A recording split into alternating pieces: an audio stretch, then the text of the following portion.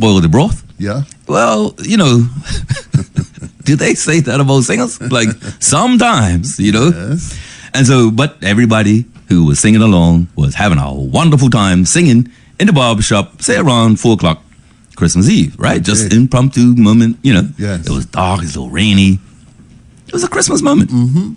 And so everybody, thanked each other for their wonderful voices and stopped. And then the original person, right, who somebody said to him, "You can't leave without giving us a song." He on his own. Oh. Mate, let me tell you about a moment. Now, I want you to picture this. A barbershop. Yes. You know what barbershops are like. There's old men, Yes. right? And everybody's Christmas Eve. Okay. So it's a bit of energy. You know what I mean? Yeah. And then that joy to the world goes, and it goes over well because they sang 2 verses, right? Right. Even the verse afterwards, right? So it was kind of good. People in a vibe. And then the fella, I can't sing, but you probably know this, so you could sing this first line.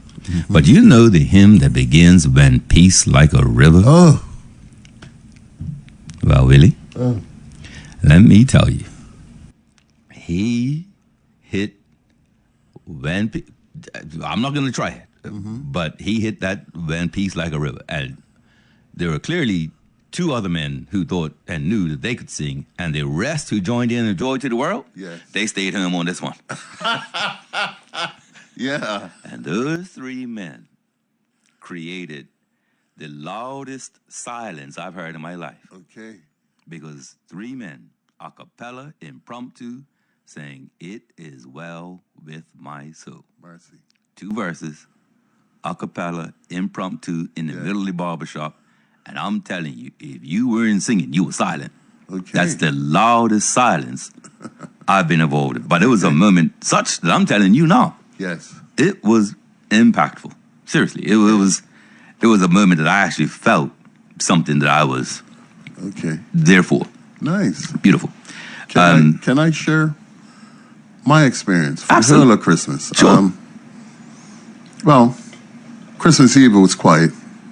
I had prepared some food and whatever, ready to cook it early the next morning. Right. So Christmas came in, and you know something? I have to go back to Christmas Eve, sorry. Okay. I came home from, and I saw something, a package on my tank. Okay. Before I went into the kitchen door, and I was like, what's that? And when I looked, I saw that it was some gift. Oh, my word. I was like, hey, there is a Santa. No, I was just going to say. I don't believe in that. But I said, someone thought of me. Now, I'm used to just being on my own Christmas time. Yeah. Friends would invite me over and whatever. But I'm one of those who just like to stay at home and just enjoy the tranquility. Got you. And I'm no bother to anyone. So when I look, I take the gift inside. And I was talking to a friend, and they said to me, "Oh, how you guys spend it?" I said, "I'm just going to be quiet as usual." And when I looked, I said, "Boy, it's cool. One thing, my feet really..." And guess what? I opened up the package, right, and it was these knitted socks. Oh my! I know, those thick ones got the face on the front of it, and it hugs your ankles. Oh, right, yeah. And it has those little bud pieces. Oh, like treads on the. Yeah. So you're talking about socks that you wear without shoes. Yeah. Right, got you. And it was great. And well, I broke the cardinal rule. What did you do? You don't open your gift until Christmas Day. Yes. I opened it up and I put it on, and hold on. You wore it on Christmas Eve? I wore it on Christmas Eve. Mind you, that means was ideal. And if that person is listening, they don't know how much that meant to me. Can I say something? Well, I know how much, because anyway, you go on. It was so thoughtful. Not only that, I'm not used to getting anything, right? So it was a great gift. That sounds amazing. Somebody put some thought. Yeah, the thought went into that. Yeah. See, and in fact, they were so thoughtful. I'm glad you used that word, that I didn't do the little tease I was going to make about naughty boys and nice boys and why you might not be used to getting gifts on Christmas. Whereas nice boys like me, if I don't get a gift, that's the surprise. Well, it's because of my personality. It's Yeah, oh, I know. myself. Absolutely. I don't really celebrate Christmas like that. I love the sense that it's family oriented and that you get to be around friends, good friends. But I like to spend that period of time reflecting right up to New Year's Eve. I must say, for listeners, I called Willie to ask him a little question to get his opinion on Christmas Eve, and that led me to my first downside of Christmas Eve. Okay. So I called Willie, as you know, he is the culinary and many other experts, at least, in my opinion. And so I said, Willie, got a question for you. If I have the exact, and I mean not 1 grain more, of farine, so yes, I'm talking to Christmas Eve, haven't made my pie yet. I made it Christmas Day early. But if I have the exact amount, do you think I need some more? And Willie instantly, yes, go get some more. And I said, really? But I'm going to go get some more. And I knew I was going to try something a little tricky with my pie this year. And I was like, if that trick don't work, I'm in trouble. So off I went to the nearest shop. Really? What? I went to where the farine normally is, and it wasn't there. Oh, no. And it didn't look like it'd been sold out. It looked like it had never been put there. So I walk all around the shop figuring they moved it around and couldn't find it. Go to the cashier. Say, hi, you guys not selling farine this year? Right, I'm laughing, right? She says, no. What? And I said, wait, what? And she said, no, I've not been working here like throughout, but I said, I think you're breaking my heart a little bit here. What you mean you're not selling for what? No. And then she crushed me. Oh. And you're the first person to ask me for it. What? Really? My heart broke. Right then and there. Right in the shop. Okay. And I said, I will not be defeated. Okay. And I drove to another shop. A little further away. And sure enough, they did have farine. But again, it wasn't quite, So, fortunately, my masterpiece came out masterfully. Okay. I did purchase the farine, but I never had to open it. So how many eggs did you 14. Choose? 14. You done a 14 egger? And let me tell you, there is a subtle difference here. Yes. One thing I was telling people how when I've eaten out with you a few times, right? When you're on, you are on. So, for instance, if you eat with Billy, right? One time we went to this particular restaurant, which we will never, ever, ever return to. No, never. Never as in never. But Willie was it? No lie, okay? Willie we've been there eating for about 3 minutes. And Willie says, this is why this restaurant, I can tell when they made this pasta or that it was frozen and then and I'm like, what? Because you see, fresh pasta tastes like this, acts like this, and I'm sitting there blown away. Yeah. Okay. Well, I made my pie with gari. Exactly. So the package said gari because it's from West Africa. Right? And down in the small print, it says, cassava bits. So it's cassava. It's just called gari, but we call it farine and other people call it yucca. Yes. But because this was a product of Ghana, right? It was grown, processed, exported from Ghana. Yes. And, I actually felt a little bit impressed with myself this year because I hooked up my thing a little differently. And as I'm looking at it going, wow, I don't normally get this much volume in cassava.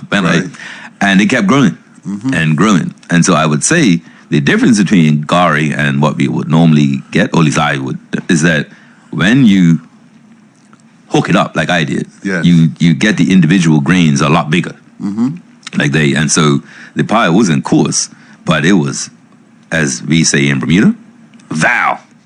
Oh, she is Val. Okay. She is Val. I must say. That's good. Yeah, that's good. There was one mistake. Yeah. I could tell you about my pie, and I'm not too ashamed to tell you. But, I tried to hook up the chicken that I'm going to put in the pie, right? And, if you think of the triangles of flavor, right? It's supposed to have sour, sweet, and umami or savory or something in between there. Well, the chicken, right? I was kind of trying to season without seasoning it. You did it. Right. It's kind of like Bruce Lee, fighting without fighting. So you're still beating the person, but you're not fighting. Okay. So I figured I would hook it up without hooking it up. And sometimes how the top falls off the bottle or sometimes, you know, you think it's a teaspoon, but it's a tablespoon. You know, sometimes these things go wrong. Yes. Mine went wrong with a little hot sauce. Oh, you put extra. Yeah. So I then had to find a way to tame, because it wasn't the taste, but the smell. So you could smell the hot sauce. Like, you know you're going a little bit too far. Little too far. Like, what did the household say? No, hold tight. Because you're making it seem like people know. How many kitchens let the diners know there's been an error? Come on, man. What are you doing to me? But I learned the hard way. Yes. That honey and hot sauce makes hot honey. Honey and hot sauce does not make tame hot sauce. Right? So I'm trying to solve the issue. And I figure, really, there's one way to solve this. Now, it's bringing a sledgehammer to solve a small problem. Right? But I figured, I'm in deep. This pie's got to be cooked, cooled, and eaten, like within hours. Right. And so I went for what I thought was the nuclear weapon option to deal with this hot sauce issue I was having. And remember, it's the aroma, not even the taste. So, like, I don't want the aroma of hot sauce in pie. Right. So if you ever, I'll just give you this advice for the future, really, in case you find yourself in this situation where you've used too much hot sauce. Well, like I said, honey doesn't work. No. That just made hot honey. Right. Yeah. But you know what did work? What? And like I said, it was the nuclear. Oh, you see, I'm stalling it, right? Right. It was the nuclear option because, literally, like, there was no chance of hot sauce after this, right? Okay. But I put browning in the chicken. Browning? Mm-hmm. Okay. That will mask it a bit. Oh, in case listeners don't know what browning is. Yes. Browning is like burnt brown sugar. Like, I mean, it's... Yes. No, really? Have you ever seen pie with chicken in it? Yes. Have you seen pie with chicken that's had browning on it? No. Exactly. Look like marble cake. What? It did not. Let's just say, babe, I've made more appetizing looking chicken than chicken that's been boiled with browning on. I even caught the pie. I was like, oh my God, what happened to Oh, right, the browning.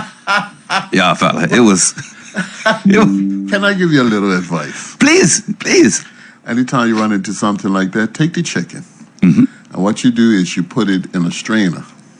Okay. And you run water over it. What? Yes. That takes the hot sauce off as much as it possibly can. The water will deal with that. Okay. Then you got to invent the chicken again. That's the tricky part. No, but it can be done. You dry off the chicken, and then after you got something that you can do. Well, fortunately, I was the only one who ate the pie with chicken. You don't have a dog? Hey. How do you mean? Roof.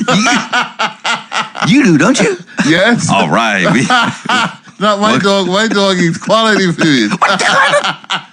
I'm so glad you're treating me like this, because all those people who are listening right now, when you say hi, Willie, and they go, doesn't Corey rough me up? And they go, yeah, he does. I'm so glad they're listening now. But see, this is a national treasure. A cassava pie, and look what you done to it. Turned it into marble cake. Speaking of that, yes. I was telling my cousin, so I'm still on Christmas Eve and Christmas Day. I hadn't even gotten to Boxing Day yet for my holiday period. Right. And I don't know if I tell this one. Maybe I shouldn't tell it. But the short version, right? You have some gangster cousins in your life? Yes, I do. Pseudo, not actual. Like, you're not going to read them in the paper. Like, we're not reading about them in the paper. But I got you. So a car comes up my driveway, and there's a cousin on his way to the game up Somerset. Right. But I get a voice note. Hey, cuz, listen, I'm just going to park in your yard because I got warrants and I ain't trying to spend the weekend in jail. And they tell me the police out hot. Sure enough, they were. Oh. I drove in where he had to get. They were out. So I'm telling you, I've had a very adventurous. And then I've been living in the house that we're in now since I've been about 7. Okay. So about, 18, 19 years? Okay. Yeah, until further notice, right? Okay. Yeah.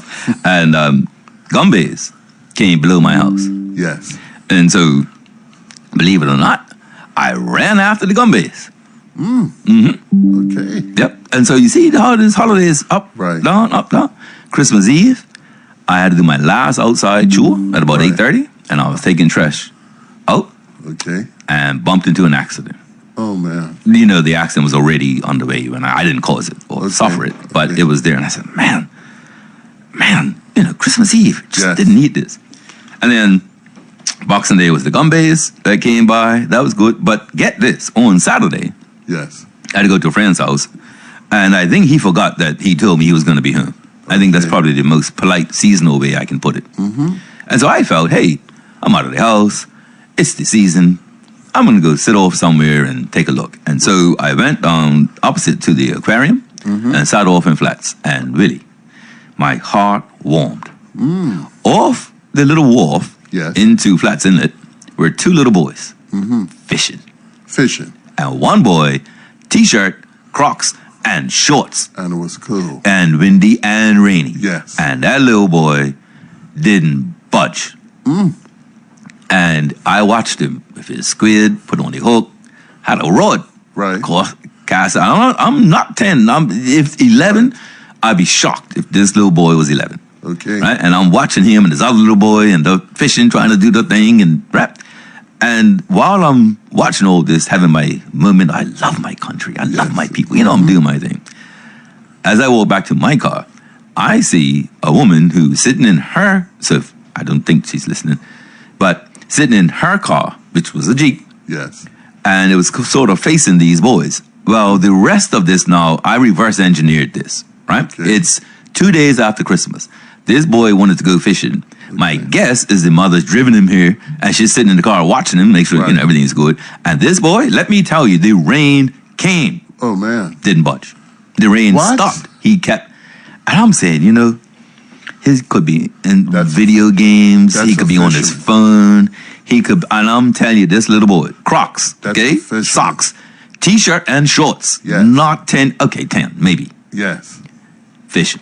And the Wow. little fella, who was another little fella, maybe a little bit older than him, a little bit bigger anyway. Right. He was there. He had on a rain suit. And I'm telling you, these two boys were doing nothing. So on a Saturday, right? So you can see my holiday I've been trying to be Bermudian. Okay. Yeah. It's been awesome. Question. Did Yeah, he, man. Did you see him catch anything? You see, I was afraid you're going to ask me that yeah, question, right? did he catch a whale or something? I would just say one boy caught more fish than the other boy. But if you were to sort of weigh up all the fish that the boy who caught more fish caught, it probably would equal about half of one of the fish that the other boy caught. Oh wow. Yeah. So it was technique. Well, they both have rods. I guess so. Because, well, I must say, the boy caught the bigger fish. He moved. So they were at the eastern wharf. Yes. And I watched the little boy run down to the western one, closer. First of all, it was closer to the bridge. Yes. So current is strong. Yes. And then there were two big boats Right. tied up to that dock. So I felt he was probably going to be successful. You understand, but I know you're a city boy, but you know a bit about fishing, right? Excuse me. Well, I'm just saying, I'm from North Shore. I know, and you guys North look at the Shore. ocean. Every day. Yeah, you look at the ocean. No, We're from country. Are you aware of Devonshire Dock? Devonshire Dock. Is that like Public Wharf up Somerset? No. No, is that like Watford Bridge? No, is that like Somerset Bridge? it's Is that like Somerset Bridge famous. Dock? No, It's- Evans Bay Dock. Let me give you some names. You know, I'm just no need for that. I'm just saying Okay, that right. I'm it's telling kind of you like where top-notch fishermen come from. okay, Okay, so question. not at all. Did you have any fish over the holiday? Yes, I did. I had. Well, I was invited Saturday night. I got an invitation for a dinner, a birthday dinner. You got a lot of invitations. I do, you know. I do. I notice you don't get a lot of re-invitations. No, I'll be next year. Okay. Not for this year, but next year, yeah. No, but I did go to a friend of mine's 70th birthday dinner. Okay. And let me tell you, that food went down smooth. And I had fish there, wonderful fish. And yeah, I had a good time. Good. Played some low down music and I was like bombing, you know? But I really did have a good time. And now we've got New Year's Eve. I don't know what I'm doing for New Year's Eve. I haven't planned anything, but like I said, it's best that, for me, that I don't plan anything, you know? What were you going to say? No. Well, I'll just say this. Yes. I understand that the last time you said you didn't have something, Yes. you received something. Yes. I think it was pie. Yes. And so now you say you don't have plans for New Year's Eve. It kind of feels like you will. Yes. See that? You're not supposed to admit. No, but I'm just telling you. You're not trolling. Well, you're talking about fishing. You're not trolling, right? You ain't throwing a line over and just. This is how my life goes. It's just people just turn up for me, you know, and I appreciate that. And by the way, I'd like to thank the person who gave me that pie. Warm in there. I really appreciate that. Wait a minute. Thank The person that gave you the pie is different from the person that gave you a Christmas present? Yeah. Do they know you? Yeah. Really? Uh-huh. And I appreciate both of them. And from the bottom of my heart, I'd like to say thank you for the gift. You know who you are. Oh, and the chocolate eclairs. What kind of? Thank you. That was with the socks. So thank you very much. I ate them in one shot. They were tasty. They were nice. And for the pie, thank you so much. I appreciate you. Mate, you didn't bring those eclairs in for the show? Like, you sure that wasn't a gift for the Corey Butterfield show? They didn't know. It was just for Willie? Just for me. And they didn't make it to midnight. You know something? I got to write down some rules about Christmas for you. Number one, you don't get to wear gifts until at least Christmas Day. You're eating... No, they didn't laugh. It was the night before Christmas, and all my food was done. I opened all my presents, every last one. Mercy, really. Yeah. Got to give you some lessons for Christmas. Well, maybe etiquette. so. But, you know, this works for me every year. Sure. I mean, I guess so. Mm-hmm. I just think, got to give you... okay. But you sound like you had a better one. I did. I really had a good time. Yeah, I could just say both of those, the pie, the socks and thing. Let me tell you, about 20, 25 years, a long time ago. Right. 25, that would have made me too. It was a long time ago, I'll just say that. Yeah. And I walked in this shop. It was a very small shop. And the cashier who worked in this shop was behind the counter, smiling from ear to ear. Mm-hmm. And I walked in, saw her smiling, and I said, wow, I mean, you are on top of the world. Yeah. And looking at her phone. Mm-hmm. And I said, can I please know what's put you in this kind of mood? Because, I mean, it's obvious. I walked in the shop and you're grinning. Right. And the woman says, I am so excited. Mm-hmm. I said, well, what's up? And she says, I'm excited because my husband just let me know that I can get whatever I want for Christmas up to $100. $100? And this, you would have thought she won the lottery. Oh, wow. And every Christmas since then, I remember that story. And I remember just, maybe because I'm generally not got a lot of money at Christmas, but I often remember, you know, that wasn't fake. She wasn't doing it for the gram, right? She wasn't trying to make the husband feel good. Like, there was nobody else in the shop. And I walked in, and this one was grinning because she had $100 to spend, or, you know, could have bought things up to 100. And it keeps coming back to me at Christmases. Right. Billy, what you want to do? Well, we've had a time in the studio since, what is it, June, July? June, July. Yes. Mm-hmm. And, you know, often I reminisce and I try to keep up with what we actually done. And I started to write down some things. And don't you know that we've done, 3 episodes every week since then? I tell you what, I wrote down some things too. Oh, so I'll tell you what, let's take a very little quick break. Sure. And what I'm going to do for fear of things going wrong, really, right? I'm going to play a song to take a break, and then I'll explain why I played that song. This song reminds me of New Year's. Okay. And, oh wow, that's a little too long. I'll have to play that song afterwards. We'll have to put something. Let me just say, what I was going to play, I realized it's probably not, it's really long. Okay. And I don't think we need it. You know what? It's all right. We're going to let it go, Billy. Okay. So we're going to take a quick break, and when we come back, I'll explain really why this show, and then we'll get into your notes, and we'll get be into right mine. back with more of the Corey Butterfield Show here on Magic 102.7 FM.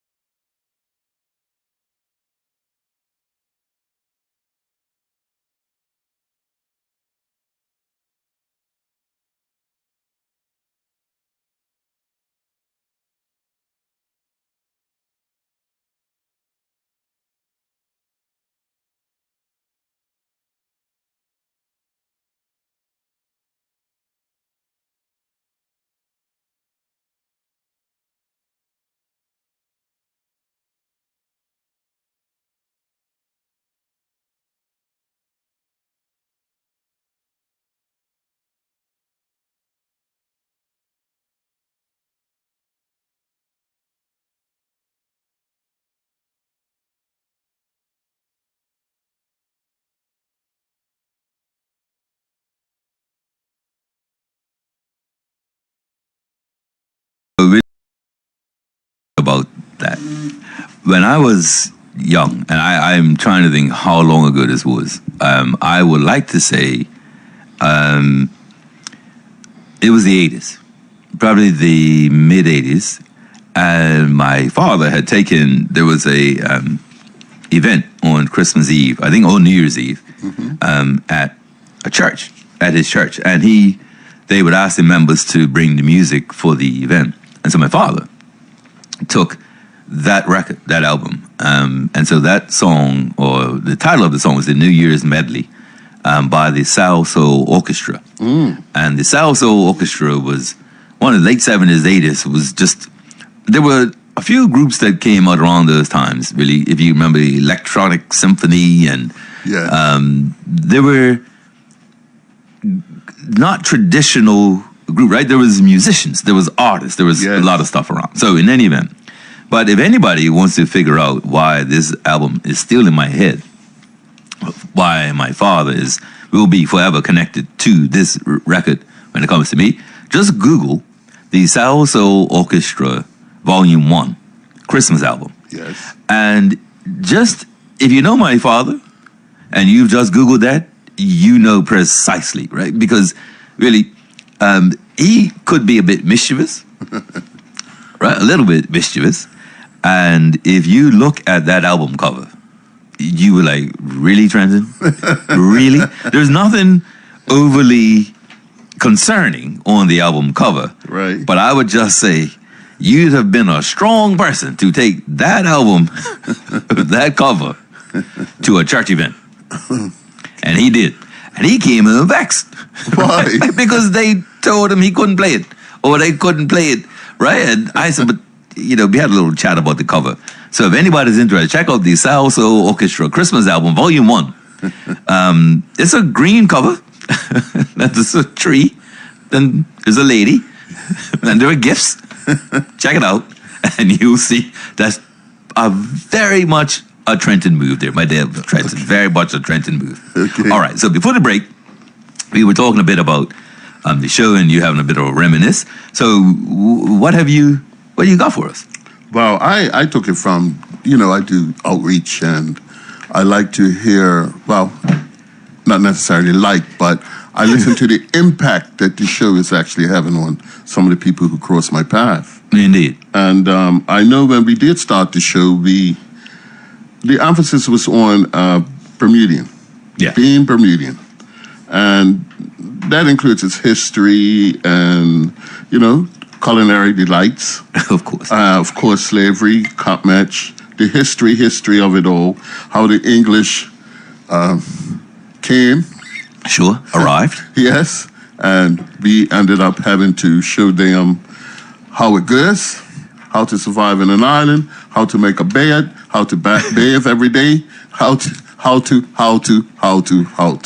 Okay, Indeed. But somehow they seem to get all the credit from our efforts. But another thing that would include is how Bermuda was discovered, the first settlers, the difficulties in maintaining food and water, the English who had to be taught how to survive, the arrival of the first blacks, and also the first Indians. The feedback has been phenomenal, okay? With countless expressions of never hearing the stories that were shared with them. The other big question, and I'm going to leave it right here for now and allow you to do your presentation, but what's been said over a period of time was when they hear the show, it's a big question as to why no one's ever heard these stories. I see. Not only heard these stories, but why have they been through the whole curriculum as it relates to history in Bermuda and they listen to their history teacher and they know more about the Caribbean, more about even Canada, USA, Europe, England, Britain. We know more about their history than we know about ours. And they had this sense of feeling that we didn't have nothing to talk about or nothing happened here. But as we went on, and you know that, to the show, we found out that Bermuda were some pretty big hitters. I think of the Runners. I think of the Gunpowder Plot. I think about how we played a role in the establishment and the start of the United States of America. Indeed. Then I went on to say, I'm writing, right? And, right. I'm one of those two-finger bandits. Okay. Yeah, so, and I do on my computers. I'm pretty nifty with it, but Good. I went on, and I realized that we had covered so much things that I'd even forgotten, and I'm quite sure that it's a lot of other things. So that's why I think we should do a part 2 to this. Really. Okay. We'll see how it goes today, but I've written down some more stuff that I'm going to share as the show goes on today. But we've had a lot of information shared with the listening audience. And like you say, I was looking more on the impact that what was shared with them and what it had. And it's overwhelming. People just did not know. So it comes from, we've given a service, kind of. Okay. You know? No, I'm sorry. I'm chuckling with you. I'm not. to inform people. And if I go somewhere and someone recognizes me, mostly my friends, I'm getting the sense that more and more people are listening to the show. Okay. And that's a good thing. That's a good thing, yes, but it has nothing to do with, you feel big up, your head swells. No, it has nothing to do like that. It has nothing to do with that. What it has to do with is that our people are being educated as to who they are and how they became Bermudians. Not only that, how we and why we do things. When we look at a hurricane and how we come together, regardless, we don't care who we serve or help during that time, we just do it. When you look back over the centuries, that's exactly what happened. And we've continued that. And right now, it's all in our DNA. We know that the next day, after the hurricane it's gone past, we know we have to get out and start looking at our neighbors and our friends and see how they've made out. We have things that are happening in this country that it's just been passed on from generation to generation to generation. And that's what I can appreciate about my country, is that we're steady, we're consistent in our behavior to help each other.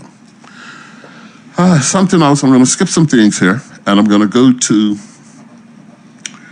how, race has always played a part in this country. From the beginning, we started off with slavery, and we continued to that. And even we became emancipated in 1834. But what haunts me is that the listeners that I've come in contact with on the street have said, nothing's changed. That bothers me. Yeah. And how we can do better. And we must do better. Because this country, we're all in partnership when it comes to Bermuda, working. And we need to continue to thrive, to make sure that everyone has a piece of the pie. I totally agree with you. Totally agree. And I have other things to share, but I think I will share it. I think I can add on to, I know where you got some things to say, and you're going to be specific as what we really talked about, right? So I know I might have to interrupt you quite often to put my nitpicks in there, because there are quite a few things that I've taken notes on, and I was your audience in the studio the whole time. And may I say that I didn't know what was going to be presented. We had an agreement from day one that I would not know what's being presented. So I couldn't prepare anything. I didn't know what he was coming with, but because of my limited audition, I was able to put in tidbits here and there, Indeed. Well, I thought, listeners, just in case you're there, what we thought was, we really felt not being here Christmas Eve. We've said it a couple of times on the show, but we're not communicating it honestly. Believe me, we can't. So just understand how much we wanted to be here. And we then decided that at the end of a year and coming to the end of this, we should probably do a recap in as much as we could in terms of the sorts of information that we put out, and why, even maybe where the show even came from, how we even got here and all. And I thought that if I gave a bit of that information, that it might, fill in some gaps that some of our listeners might have. Before I do that, Billy, I want to ask you two questions. Sure. A few months ago, I'd asked you on air a question. Yes. And it caught you off guard. Oh, I thought it might have caught you off guard, but you hit it for 6 over the clubhouse. So we've now had a few months since then.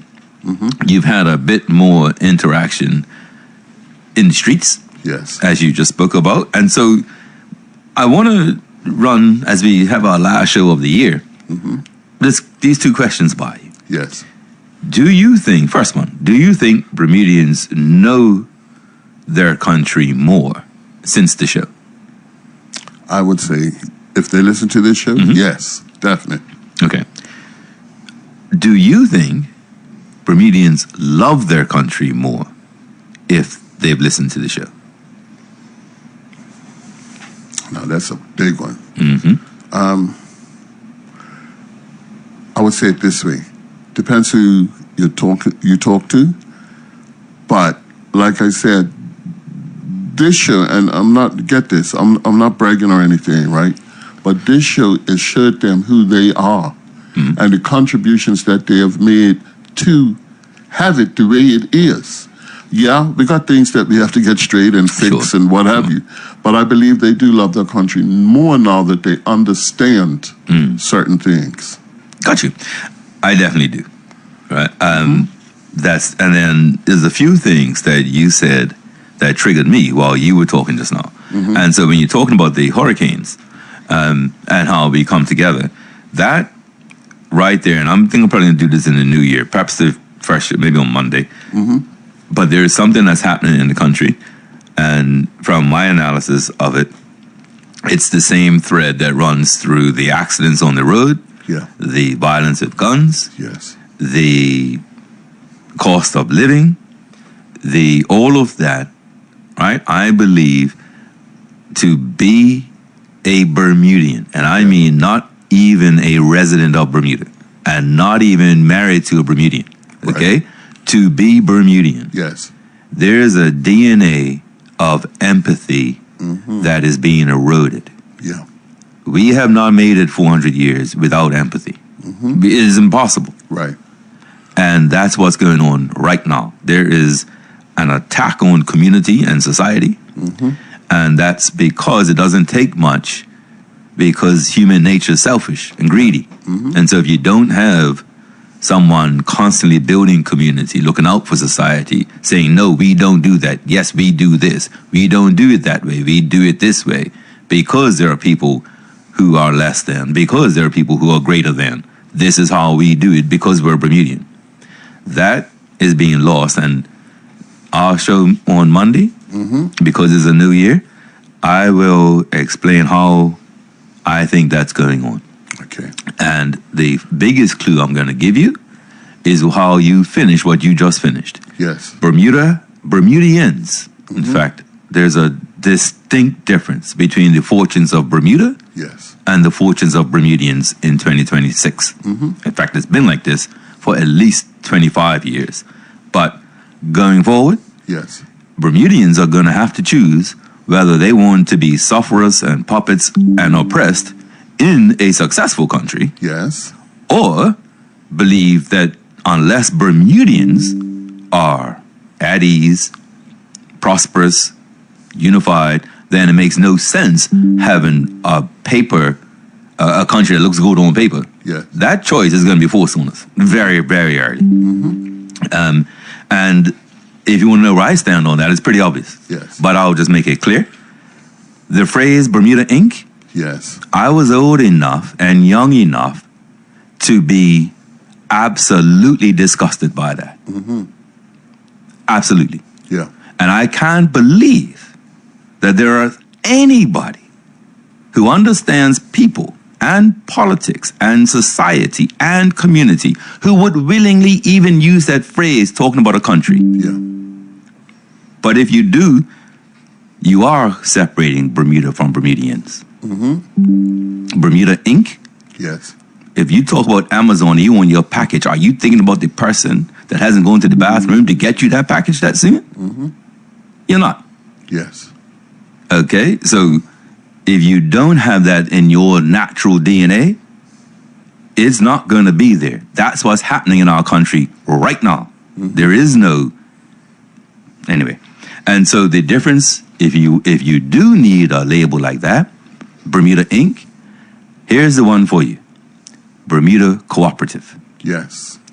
Bermuda Incorporated is a corporation that if you think that the seniors in a corporation ought to be wealthier, healthier, and happier than the plebs who sweep the floors, then that's exactly what you have in this country.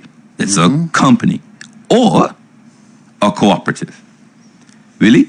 Your labor and my labor equals our reward. My labor plus your wealth doesn't equal your reward and my crumbs.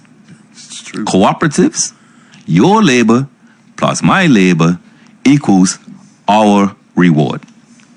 We're going to get to that, but let me get specific. Now, there's some big picture issues here, but specifically about the show, what I would like to just bring some introductions and origin is that I met Willie in 2018, and it was for a project. Yes. And so I was, believe it or not, at the time a consultant, and Willie and Move had a massive project.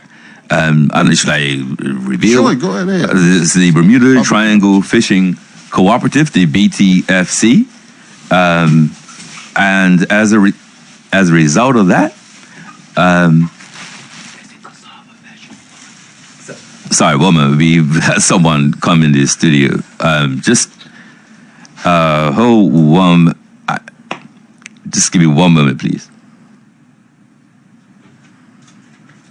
Okay, Okay, all right. We got you. Really, this is a throwback to last week. We have had someone bring us pieces of vegetarian cassava pie. And so that was a bit of interruption, kind of threw me off a bit. But let me go back to where we were, Billy. Yes. Right, so we met in 2018. Move had been working with the fishermen of Bermuda, or some fishermen of Bermuda, to try to help them out or organize, or maybe you could even say, really. Well, yeah, we met with some fishermen, and they had some concerns about their industry, and they called on us to advocate on their behalf. And in doing so, we came up with a bigger plan, and the plan was to lobby government so that we can have a seaside shoreside facility. Yes, yeah. Definitely.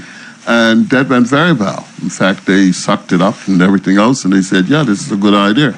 However, long story short, it didn't materialize after a while. Yeah, so I maintained a relationship with Move, and really after that, Yes. I actually found, I remember back then saying to Willie that, and I would say it to other people as well, going to a Move meeting was like going to a PLP meeting before they became government. It was just Bermudians meeting on mission. Yes. Is it? There was no contracts to give anybody. There was no, that was person's my third cousin, and so you don't know what they did to my brother's girlfriend 18 years ago. And no, Move. It was just action. Yeah. It was just literally consideration, voice of the voiceless, and going for it. Yeah. And Move had no money. If I could, I'm gonna be real. It's not like No. right? We were poor. But I went as part of my consultancy from St. David's to Dockyard, literally Yes. talking to fishermen, meeting with fishermen, and then, like as we said, didn't play out. And so I maintained and Move. I'll just say we maintained a relationship going forward. I would, if I had to give myself a title, or if there's that one, I would say strategic advisor, Yes, maybe definitely. to Move. Yeah, definitely. Okay, but then Move had a few meetings, and Move asked, or the president asked me to address the members, and then the members and we kind of hit it off. Yeah. And then last July happened, and this is where things went. I don't know. You pick whatever the word is, but Move had decided to award unsung heroes, community heroes, and Move had an event at Leopards Club, and I was asked to bring the keynote address to that event, and I did. And I don't think it's wrong for me to say, but this show, and Willie and I sitting here, was not, even if you think it was the boss man Blakeney himself, no, it wasn't. I believe that this is a calling from the Most High. The reason why, I can tell you a lot of personal things that led me to be here today, and maybe the day will come, but that speech that I gave at Lepers Club at the movie event, and really, I don't think this is wrong for me to say, Right. was not heard by 70 people. It's true. Right? There might have been 70 people in the room. Yes. But 3 days later, how many people had viewed that on YouTube? I don't even want to say, you say. Well, it was about 4,800. Exactly. So a moment of less than 100, where I gave a Corey speech too, like I was, Yeah. I wasn't off the leash, but I just was unsupervised, right? And it was a small room and it was my people. So what Yeah. you expect? Yeah. So I did not expect it to, I didn't know it was being streamed. I did not know, Yes. right? But one of the recipients was Trevor Lindsay and one was Glenn Blakeney. And then Ellen Kate Horton Yes. as well for the West End Warriors. But the part about the show was that Brother Blakeney, as a recipient, and he was sitting 2 people away from me, when I sat down after those remarks, hey, boy, yeah, see you tomorrow, right, on the show. I'm like, whoa, hello, right? In fact, no, it was, hey, what you doing on Monday? What you doing tomorrow? Yes. I said, oh, I don't know. So I said, wait, I need a bit more time. And so I came on the Wednesday Yes. and was on the Glenn Blakeney show. And then I don't know how much longer it was, but all I do know was we spoke about me taking over while he was on vacation. Yes. That was it. Yes. Yes. You know why Willie's laughing? Because apparently I was the only person in the country, and Blakeney, if you're listening, you don't know this part, okay? But when I agreed, I thought 4 shows. Right? I said, well, this is on vacation 2 weeks. Like, who goes on vacation for longer than that? Come to find out, Blakeney does. If no, maybe nobody else does. But and then one evening he sent me the intro to the show. Right? I'm like, whoa, that's a intro. I mean, like, that's saying the Corey Butterfield show. Like, maybe there's a bit more going on than I thought. Anyway, the show began, and until Willie came, it was weird. Because Willie, imagine this, right? Right. Imagine I'm sitting here, you're not here. There's nobody else here but me, right? And I go, so, as you know, Bermuda has pink sand, and we celebrate the fact that we have pink sand. It's in all of our promotional material, and it's not a lie. We actually do have pink sand, and the pink sand in Bermuda, the pink is actually the shells of a single-celled animal called the foraminifera. Yes. And that's what makes up the pink in our sand. Yeah. And no, but shh, you're not here. Right, so I would say that. Right, okay, and then we started doing moon gates in 1861. Right, like there was no, right, there was no feedback. There was nothing. I was sitting there going, okay, next, and then I would talk about loquats or moon gates or something else. And again, I'd finish that, and I go, okay, and then start another section. So you coming was when the show began, I would say, and so. That's how we got here. If anybody wondered how we got here, it was Blakeney, a recipient at the Move Community Awards.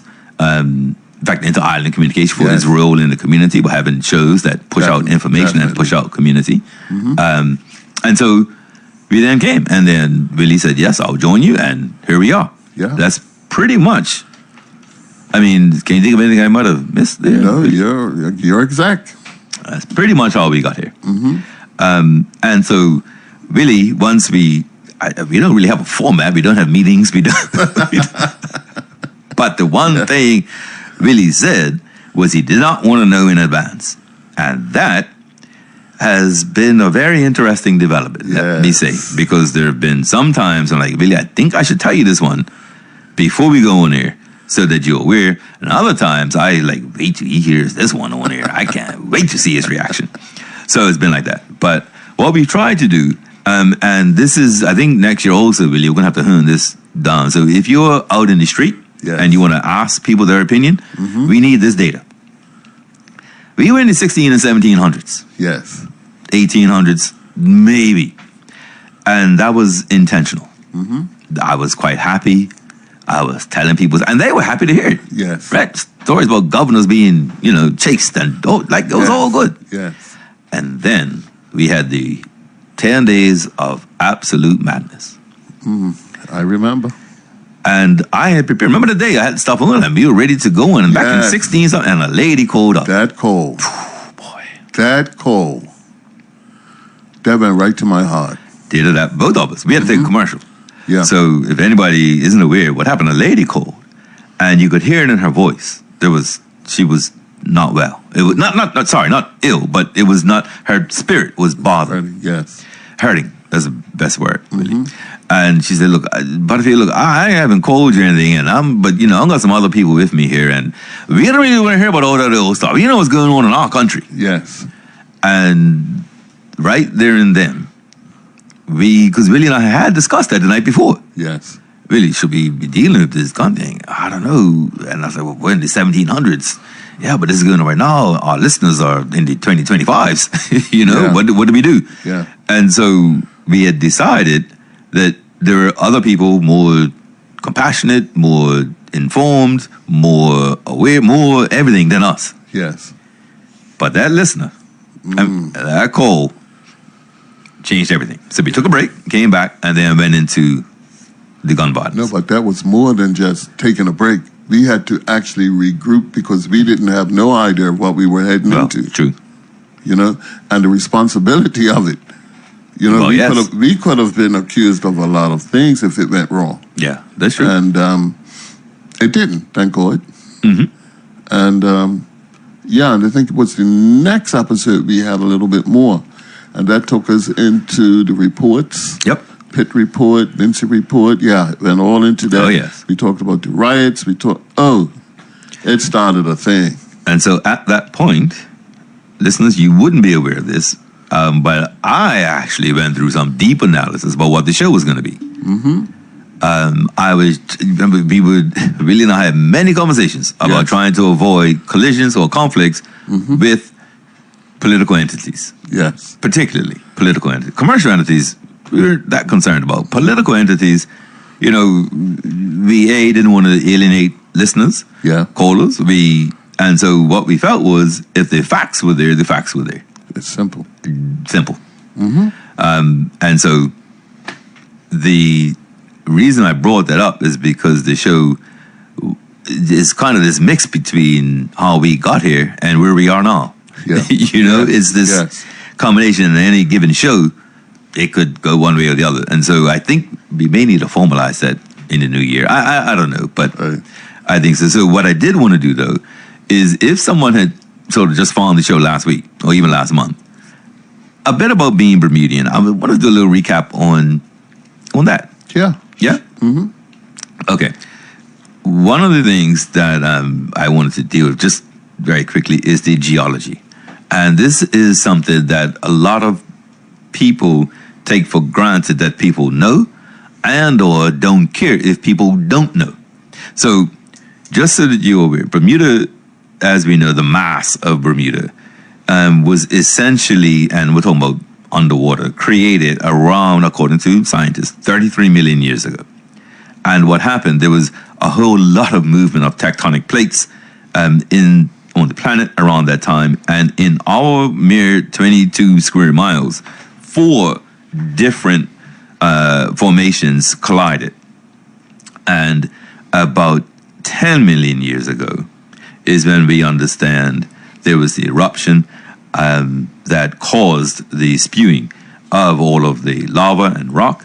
And as a result, Ice Age hit the planet, and as a result, Bermuda sort of came out of the ocean when the Ice Age hit the planet and the sea level dropped. And that it was essentially the formation. The volcano we sit on is dormant.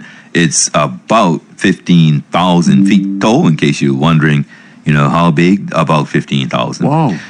In the 1960s, Dalhousie University, I think it was, scientists from there sunk a 200 or 100-foot rod up in Southampton by Princess, and to study the chemical compounds of the soil and the rocks that make up Bermuda. That report, or those analysis wasn't done until the 90s. And in the early 2000s, it was reported, in fact, recently, reported by Discovery Channel, National Geographic, NASA, all the scientific, global scientific bodies, that Bermuda's volcano is unique on the planet. There was no other place on the planet where the chemical compounds that were found in Bermuda's limestone soil, rocks, lava, are unique. Nowhere else on the planet. That's how unique we are. And so, if you want, just Google Bermuda's unique mantle, MANTLE, or Bermuda's unique volcano, or is Bermuda's volcano, and you'll get it. This is one of the weird things that I do want to say. If you look on a map, you see the fish hook? Something that I think is probably taken for granted. But if it isn't, if you don't know, cool. If you're looking at that fish hook, the south shore is the bottom part. Right. Okay? So when you're on the beach, you're looking at the Caribbean, you're looking south that way. Yes. The north shore is the top part that, if you will, faces Canada. So if you're looking at the fish hook, the top part, obviously North Shore, when you're driving on North Shore, and South Shore, when you're in the middle road, runs through the middle of the island. Right. Yeah, makes sense? Mm-hmm. Cool.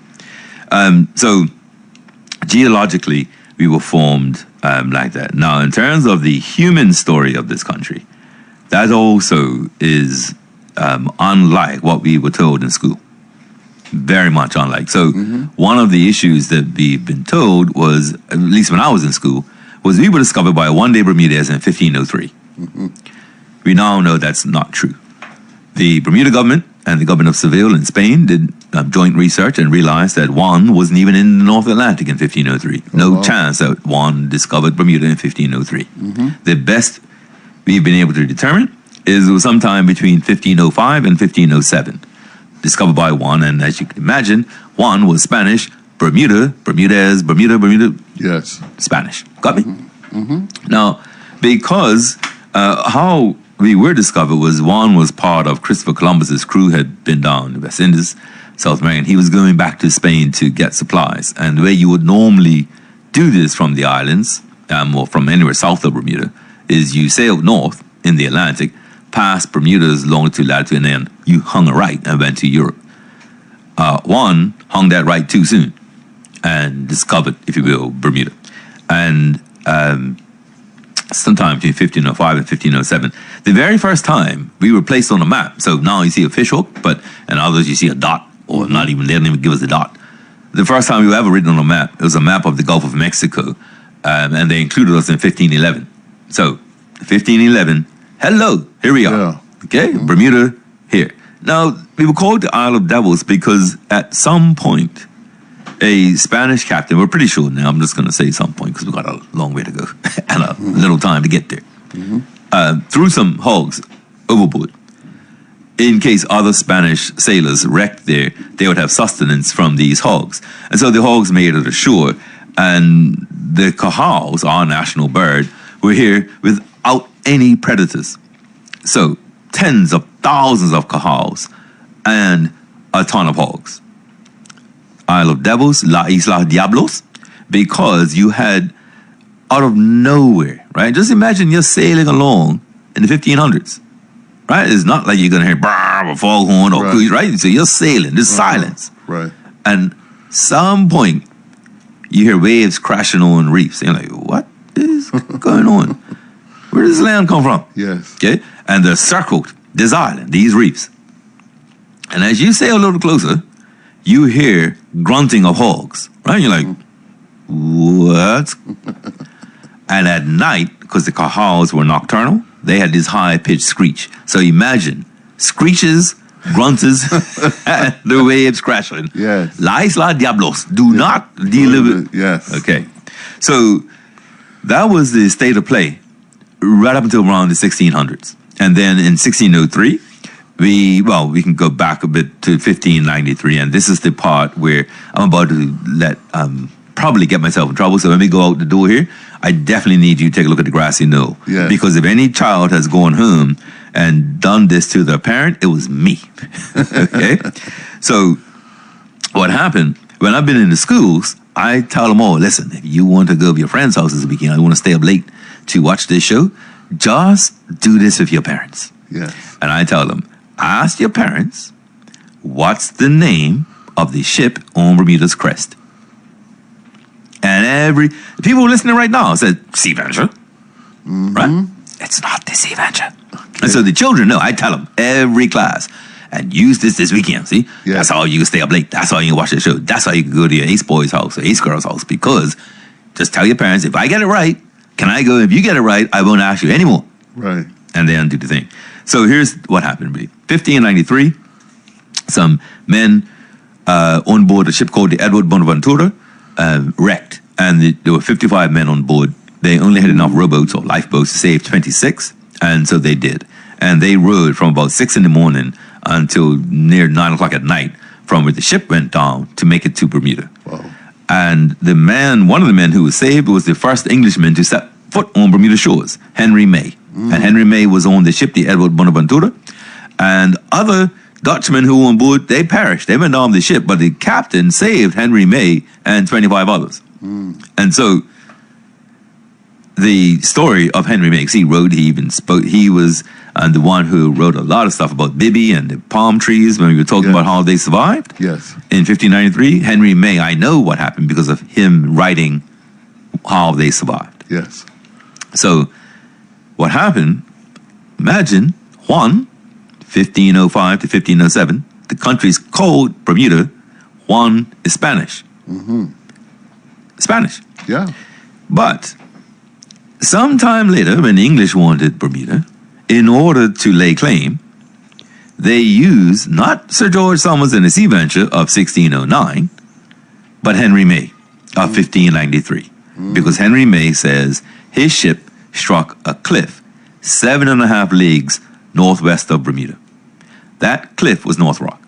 Wow. Yes. So the English tried to say, no. Our guy was there in 1593. That's not it. But yeah, so Henry May, that's our crest, is the Edward Bonaventura crashing up against North Rock, or if you will, the cliff that Henry May said was there. And so Henry May, that's 1593. Again, the English don't make any claims, right? Because it's Spanish. 1603, we know that Diego Ramirez is a Spanish captain. He comes. We know about him because he circumvented Bermuda. Get it? Sailed around the whole island. Yes. And drew a map. And a map from 1603 looks pretty good. Also, he got here because his ship needed repairs. It had been damaged on some reefs. And it kind of limped towards Pembroke, right? Not quite Hamilton Harbor, but in that area. And they sent their slave crew ashore to chop some cedar in order to make the repairs to the ship. And what we know, historians tell this story depending on the historian. You get this story depending. That's why I'm not a historian. I'm a storyteller. What happens? The Venturia goes ashore. The slave crew goes ashore, and he is screaming because it's nighttime and the Cahals have surrounded him, and he's screaming because the Cahals are attracted by the light. The Cahals are screeching because, hey, this is brand new, and it goes woolly. Apparently, the crew clamber ashore to go save Venturia, and that's where Bermudian historians, depending on how they feel, will tell you that story was true or not. Not the whole story, but this part. If you had a slave crew on La Isla Diablos, and they are screaming like there's a problem, are you really going to risk your life to save the slave crew's life? Okay? Well, that slave was called Venturia. If you know, we have a ferry called Venturia, named after Venturia, the first African we have that's recorded coming on Bermuda shores. And as a result of that, Diego Ramirez and his crew, they were here for a moment, and we found a whole heap of Spanish artifacts and coins and Spanish crosses nailed to trees in Pembroke, which is how the name Spanish Point got its name. Right. Okay? Spanish Point is because of that. So Bermuda at this time, then we know the story of Sir George Somers. He comes in 1609, and I'll just skip through that to just, they're here from 1609 to November 1610, thereabouts. They arrived back in England in around February 1611, and then in 1612, a ship called the Plough, and Bermuda's first governor, Richard Moore, and 60 adventurers come to Bermuda. And so they come in July of 1612. Therefore, to my fellow Bermudians, when was Bermuda discovered? Sometime between 1505 and 1507. When was Bermuda settled? 1612. But what about George Thomas? What about him? The wreck that led to settlement, I get it. But really, we know it wasn't a straight blow from 1609 to 1612 because we read out the letters where the Spanish ambassador was warning the Spanish king. Hey, the English are going to go take Bermuda. Yes. They're going to go settle Bermuda. They're going over there. They're getting ready. And the king was like, please, why would they want Las Diablos? They don't want nobody wants Isla Diablos. How you mean? And so we even read the letters from the Spanish spy to the Spanish ambassador, and then from the Spanish ambassador to the Spanish king. Yes. And so when I talk about Bermuda history and culture in our schools, the first slide asks, are we really supposed to be Spanish? Because this is what was going on. Had the Spanish king listened to the ambassador and stand to the armada, the plow is one ship. Yes, one ship of 60 people. That ship would have turned around and gone back. Yes. Right? Now, we know the Sea Bench and everybody only came because they were losing out in Virginia. Right? The Virginia settlement was failing, and the Virginia Company biggers took a long time. Are we going to abandon Virginia, or are we going to really go for it? And so when the Sea Bench and 8 ships were on the way to Bermuda in 1609, that was the largest fleet ever assembled in England's history. Never before had that many people been assembled. And then they came over, went to Virginia. Oh, sorry, the storm hit. They come to Bermuda. They go back. The story of how they survived hits Shakespeare's ears. Shakespeare writes The Tempest. It just goes crazy. And Bermuda, by 1622, so only 10 years after the plow, its population was greater than Virginia's. And Virginia had a head start of 2+ years. But Bermuda was very quickly the place to go. So we were here, and we were an asset of the Bermuda Company. So the owners of the Virginia Company incorporated the Bermuda Company and owned Bermuda. We were not a colony. We were literally just an asset. And I've heard people speak about slavery in Bermuda say, well, we had no plantations. We had no overseers. Really? Why did we not have plantations? Well, we were one plantation, and we were called a company. Exactly. In everything I read, it all says the plantation of Bermuda. So we weren't so big that, there was a plantation in Smiths and one in, the country. Well, even if you compared it to our neighbors to the south, we were just a smidgen compared to those plantations. Exactly. So we were that until 1684. And then in 1684, the Bermudians, who had been complaining about the conditions in Bermuda, the extortionate way the company ran Bermuda, it just got increasingly worse. Right, so it became in 1612 by 1616, the Bermuda Company changed the rules, and by 1621, the Bermuda Company simply said everybody on Bermuda is our servant. And you can't leave the country without the governor's permission. You can't arrive without the governor's permission. And the governor worked for the company. Yes. Lockdown. And it was bad. We read out horrendous stories of treatment, starvation, almost near famine. Yeah. And Bermuda is almost killing the governor because the governor represented the Bermuda Company. And so in 1684, we finally got it right. Well, we didn't get it right. England finally got it right. And we sued the directors in England for their failure in Bermuda, the Bermuda Company. Those cowards didn't even attend court. They lost the case, and Bermuda became a colony of the United Kingdom in 1684. Okay, so we became a colony in 1684. We have been using the phrase Bermudian since 1614. Wow. So we arrived in 1612. We have records, reports of people writing about the Bermudians and we Bermudians. That was only 2 years after the plow arrived, right? So that's how long. So by 1684, we're in generations of Bermudians now. And we become a colony of the United Kingdom in 1684.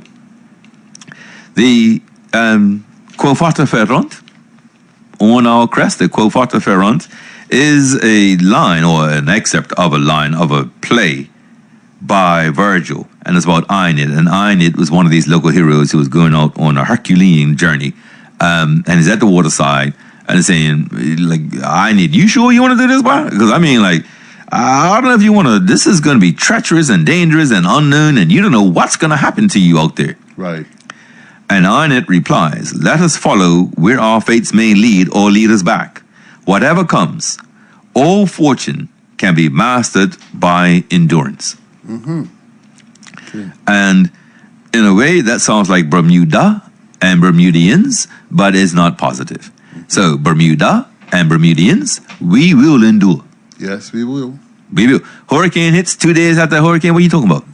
Deck out on your bike, not where you're not injured. Who's good? You jump right back up, right? Yeah. So it doesn't say with prayer or humility or performance or, right? Endurance. Yes. And I think that that's hit us the wrong way. Our community endures a lot because we don't feel entitled to be thriving. So we endure. Yeah. And I just, anyway. So that was where we were from 1684 pretty much up until today in terms of being a colony. And we've had different names, overseas territory, whatever you should call it.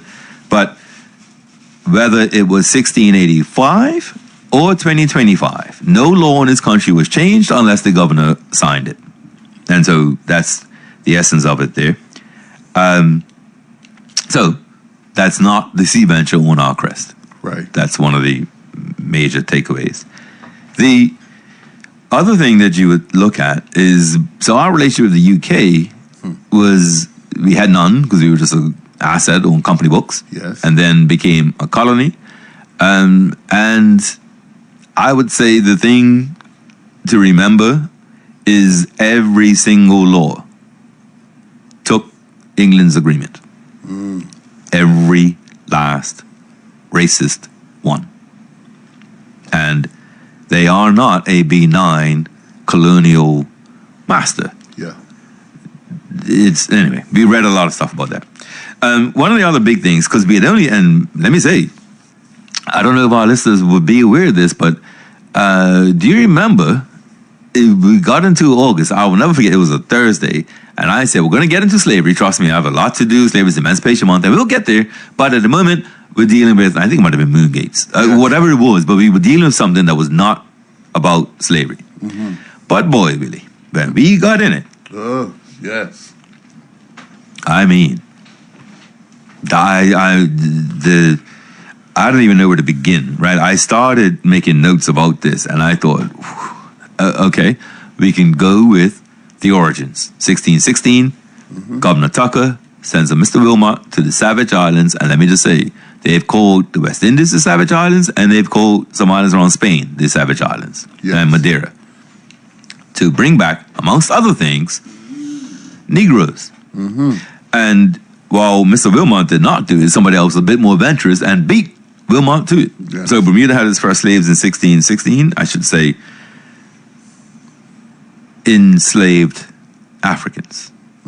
Now, between 1612 and 1616, the white colonists who were here, the original idea was go to Bermuda, you have a quarter acre of land, you have 2 acres, whatever it was, build your house, do your stuff, and 1 day a week, for a few hours, you have to work for the company. Yeah. That was the plan.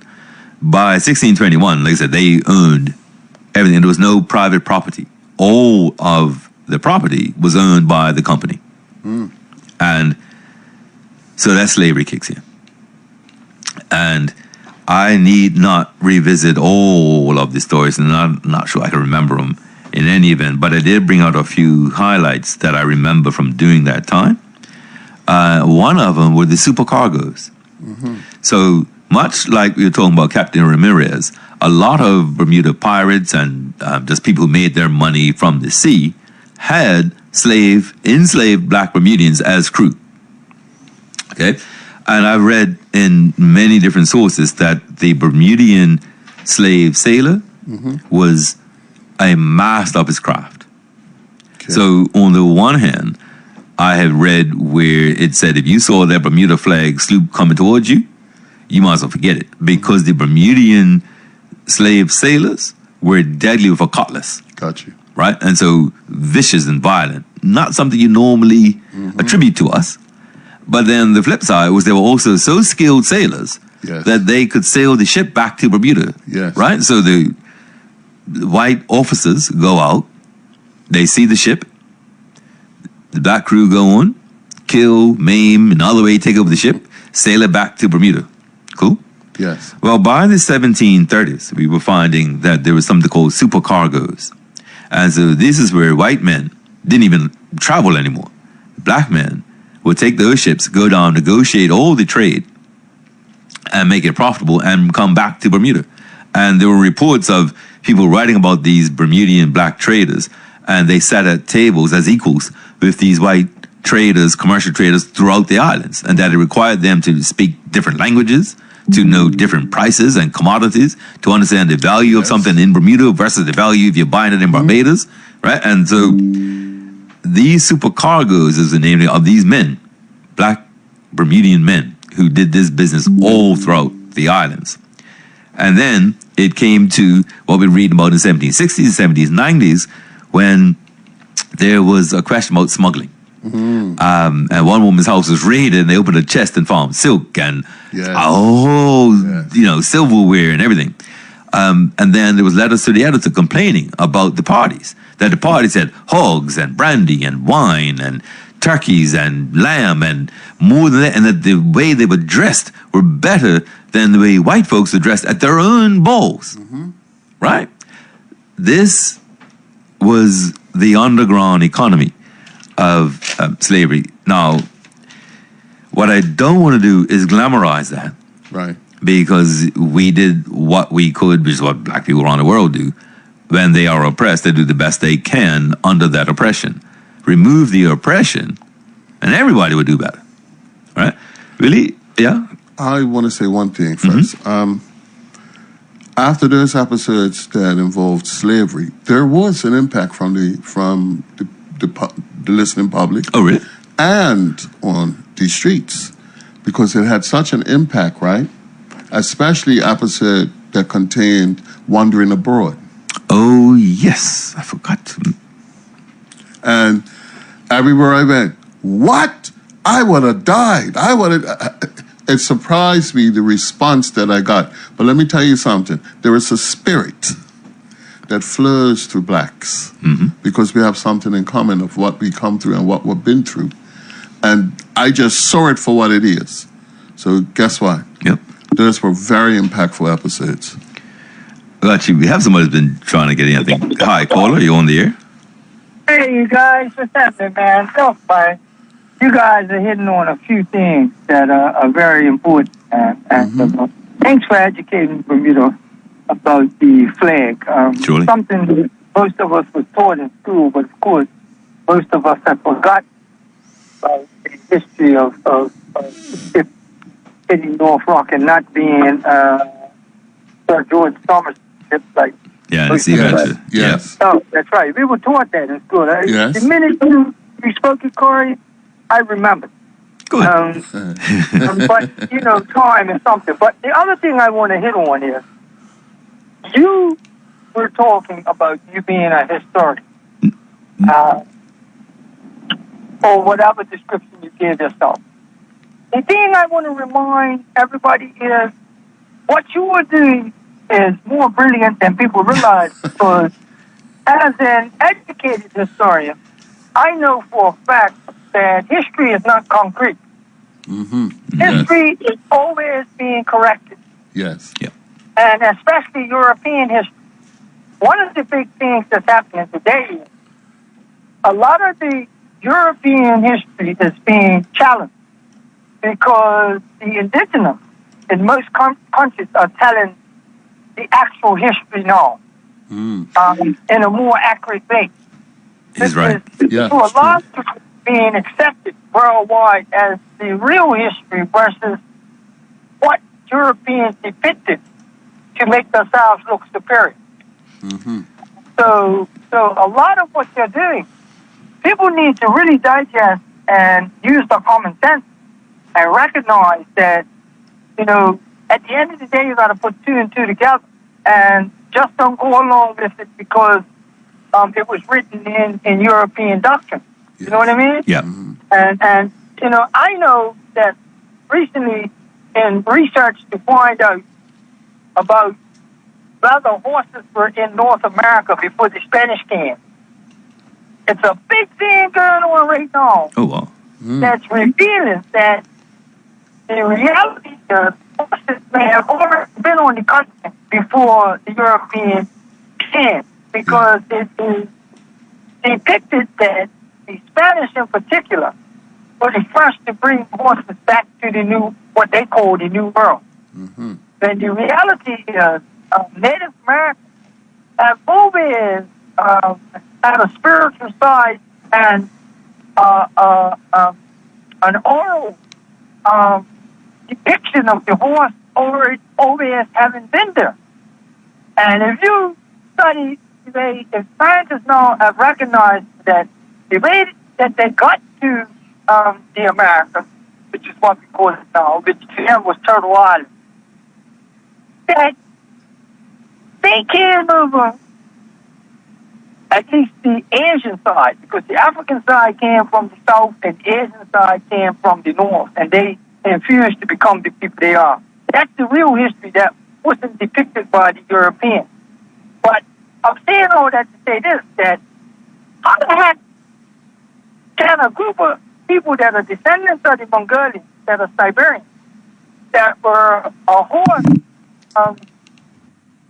society, which even as Siberians, they have horses known as the Ticos, which resemble the Mustangs that are in North America. Now, common sense to anybody that is studying that history says, well, why would the people leave their horses to travel hundreds, if not thousands of miles through the ice bridge that was supposed to have existed during the ice age that joined Alaska to Siberia?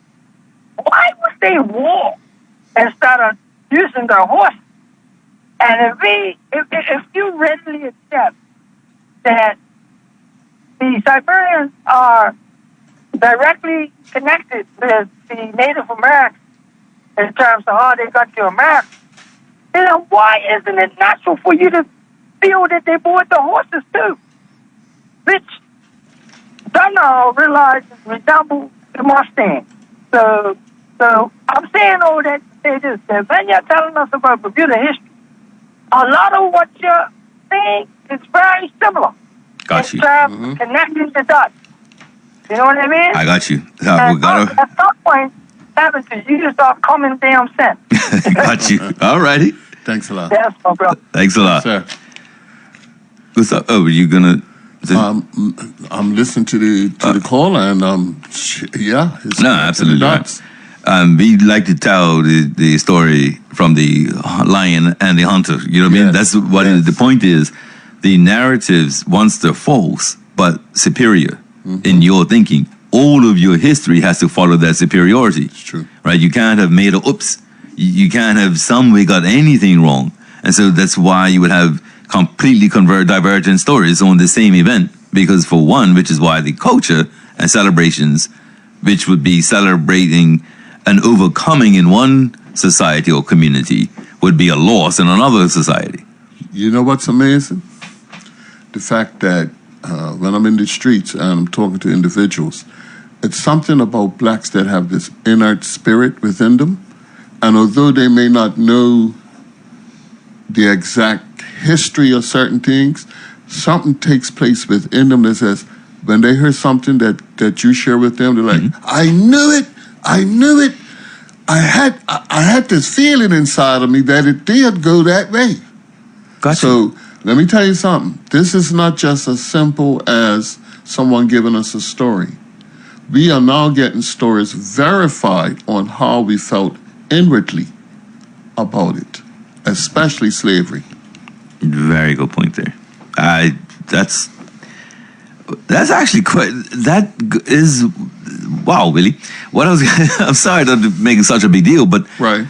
that's the only way we can empower people the way we wish to. Yes. Is if they have the rationale. So, Boxing Day, I had given someone a section of Paulu's autobiography to read. Oh, wow. About the Black Power. This is right the month before the Black Power conference, and he's in Parliament, and it's the section.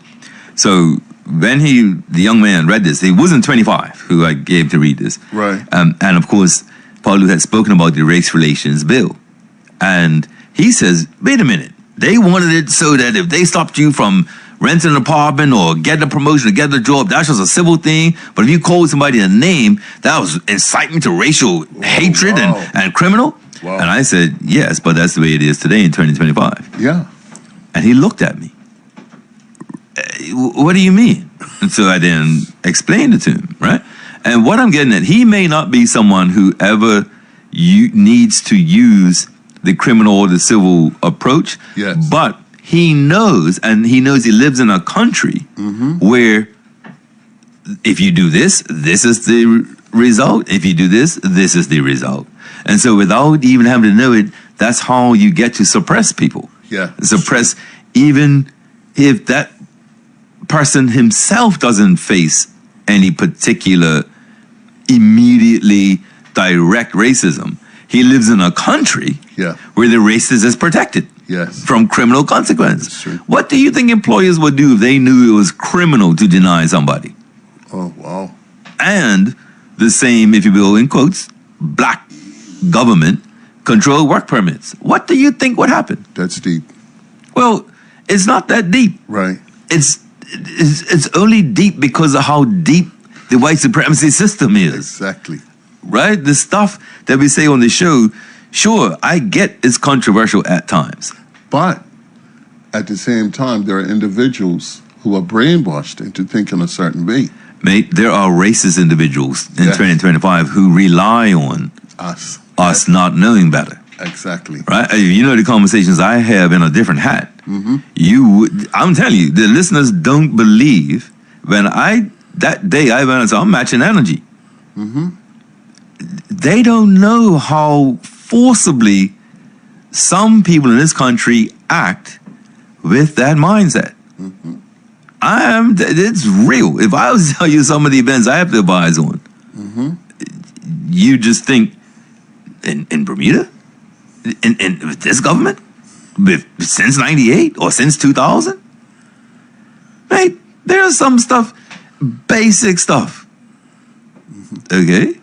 There's a commercial, right? Let me just say this. There's a radio commercial I've heard recently. And I'm telling myself that I have a false memory. Because I just don't need the memory, right? I just don't need to pick this up and have it stress me out. Okay. But I think I will try to find it and leave it in 2025. Okay, but there's a radio ad for a new insurance company. I could stand to be corrected. Okay. So that I'm not throwing any stone. But when I looked at the leadership of one of these new companies, I didn't see a single black person. Right. And I thought, you almost have to try.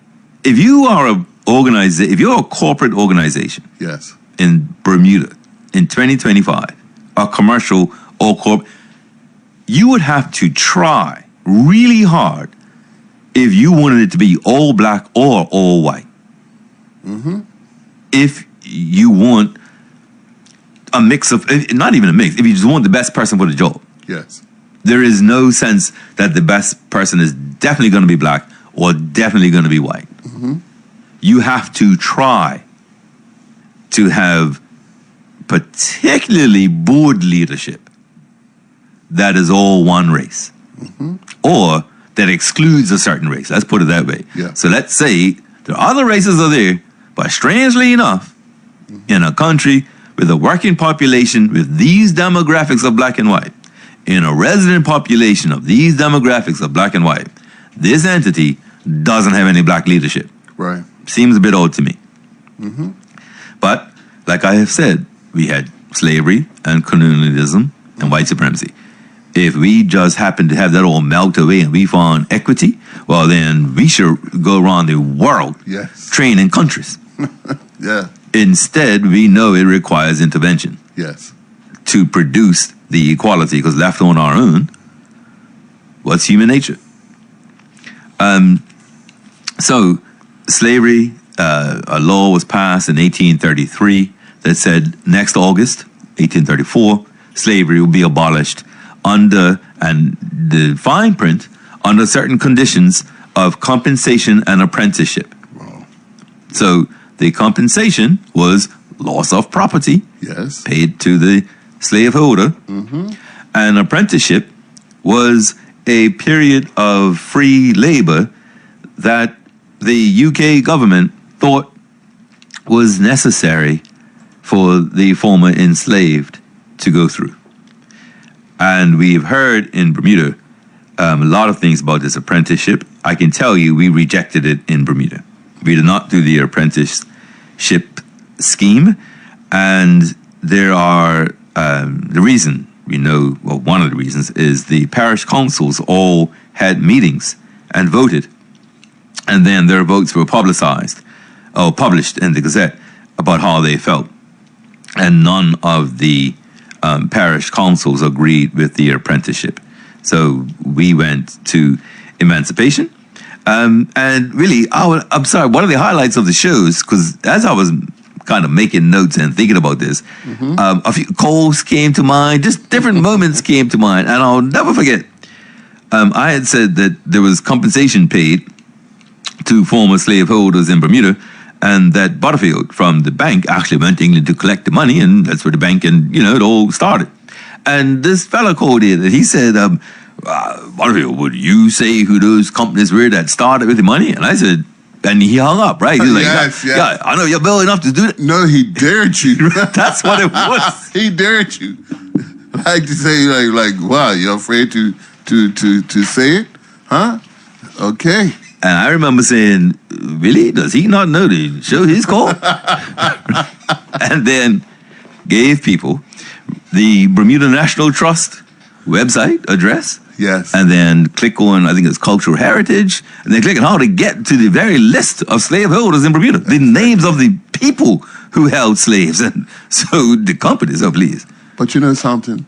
Some of the best things that we need to know is right in front of you. Well, yeah. It's accessible. So if anybody still didn't hear that show or see it, go to BNT, Bermuda National Trust.bm. I think it's cultural heritage. I don't remember it like that now, but Right. eventually you'll get to the slave register and you'll see the names of the people who held slaves, how many slaves they held, and everything. You'll see it. And so that's why I was saying that I understand reparations, but right here in Bermuda, we know who got money, what business has been. I mean, it's Yes. pretty obvious here. And so slavery came to an end in the UK and in Bermuda. And understand, Bermuda passed the first law, right, to control black people just simply by race, right, in 1623. Like, Yes. Bermuda is different, okay? When it came to slavery, racism, and the rest. And then it's kind of weird, but we do have this relationship with the Americans that is perhaps looks obvious to the modern Bermudian, but it has played out. So our commercial, if you will, interest versus our political interest has played out for centuries. And the biggest one, or the initial, was Virginia itself. Right. Okay, when Thomas Gates and Sir George Thomas were here in 1610, they said, we're going on to Virginia. If you remember, there was a few mutinies, and our fellow Stephen Hopkins, he was my ace boy. really likes. I have yet. Let me tell you all, is two people that if the time say if you could meet anybody who's Yes. from the past, leaving aside our parents and the Most High himself, and I don't know, Bob Marley, I guess. Yeah. Really wants to meet Aunt Edna. Aunt Edna. That's right. Aunt Edna. And Stephen Hopkins. Yes, definitely. I'm telling you, that's who. And not for the same reason. No. And the sailors who got lost in Bermuda. Yes. Really loves those stories. Oh, I love them. So the when Thomas Gates and we sailed the Deliverance and the Patience to Virginia in 1610, Right. we took water and cajal meat and eggs and fish meat and hogs to Virginia. Right. And that saved Virginia. They were down to 50 people and were in one little encampment because they didn't take any of the people who could plant and grow and build. They took the upper classes, and the original First Nation people who were there were killing them for fun. Don't trade with them, don't kill them. Yeah. And so that's why back in England, the Virginia Company directors like, man, what are we going to do? Yes. And so even if we had stayed here, if Gates and Summers said, Virginia who? Right. This is Burmy, boy. We like this place. Virginia would have fallen. Yes. No chance they would have made it. But we fed them. I mean, Of course. Look what we done. Well, indeed, we sure did. That was 1610. And then we read out a letter from George Washington to the people of Bermuda Impactful. in 1774. 1770. So now the Americans want their independence from England. Yes. And Bermudians had established relationship with the Americans, particularly the Tuckers from Somerset. And the Tucker family from Somerset, both at Somerset Bridge and further out, where, let's see. You know what? I'll tell you what. Yes. If we were telling this story honestly, they were treacherous, barbarous, Yes. lying, deceitful Yes. people Manipulating. who caused Yes. England to lose its colonies for their greed. Yes. That's the truth. That's the truth. Now, the way we can dress this up is Bermudians were starving. And Bermudians needed food. Yes. And Bermudians had written to England to say, we're suffering. We really need some food. Yes. Like in a bad, bad way. We need food. And then the governor wrote to England and said, these Bermudians got more rice and corn than they could eat or sell. We got plenty of food. Yeah. Don't fall for this. They got plenty of food. And Bermudians, and I must tell you, really, remember this one, we had a real thing about this because if we were starving, Yes. why not send us some food, England? Because Bermuda then wrote back to England and said, listen, if you don't, we're going to write to the Congress. Yeah. Right? It wasn't even called a USA at the time, but the Continental Congress is what they were called. Yes. We'll write to them for food if you don't feed us. And the governor maintained, they got plenty of food. Don't worry about them. Yes. Well, what choice we had? Gunpowder plot. That's it. And there's so many details in that. I'll just say that there were 13 colonies at the time. 6 of the 13 combined to feed us. Yes. And the exchange that we got for that gunpowder was awesome. Why are you laughing so much? You know why? Because that story in particular needs justification. And I was like, Wait, what do you mean? You gotta tell the whole story for that. You understand? From a certain take it from Parliament met when they hadn't met for quite a long time. And the governor was like, he was all excited. Oh, we're finally meeting. Yeah. Right? Yeah.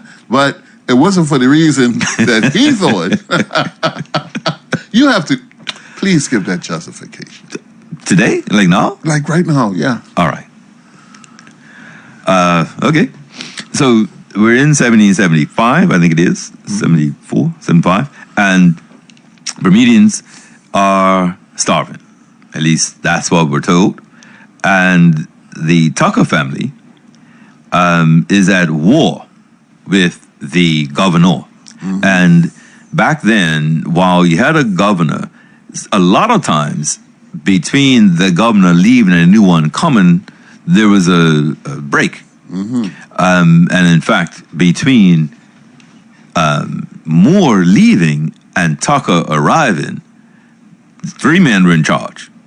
And during that time, if anybody wants to check this out themselves, all you do, Google Bermuda and then put in the phrase, and you put in quotes if you want, perpetual Christmas. Okay? But spell it with 2 L's, perpetual 2 L's Christmas. And you'll see what was going on. Not a shovel was raised. There was drunkenness day and night and night and day. So they called it a perpetual Christmas. Now, later in this time, the 1700s now, Yes. the Parliament, the Bermudians, are refusing to cooperate with the company and, well, refusing to cooperate with the governor. And they want more say in what happens in Bermuda because it was all being dictated by the king and the MPs in England. We're now in 1770, so we're now almost a century after Bermuda's been a colony, right? We became a colony in 1684. We're now in the 1770s. And, you know, we're vexed. Yes. You know, we're not having this. So we refused to meet. The governor calls Parliament on a number of occasions, and we read those letters out where the governor's writing back to the Secretary of State in England saying, my house leaks. Mr. Landlord, right? The roof is leaking, the pipe of water. Everything was going wrong with this guy's house. Yes. And he was there, and the Bermudians won't fix it, won't give me the money so I can fix it. I've been using my own money. And in fact, remember they had a storm or it was rain, and he didn't move to Hamilton in time, so he was stuck. Yes, walking in water. Walking in water.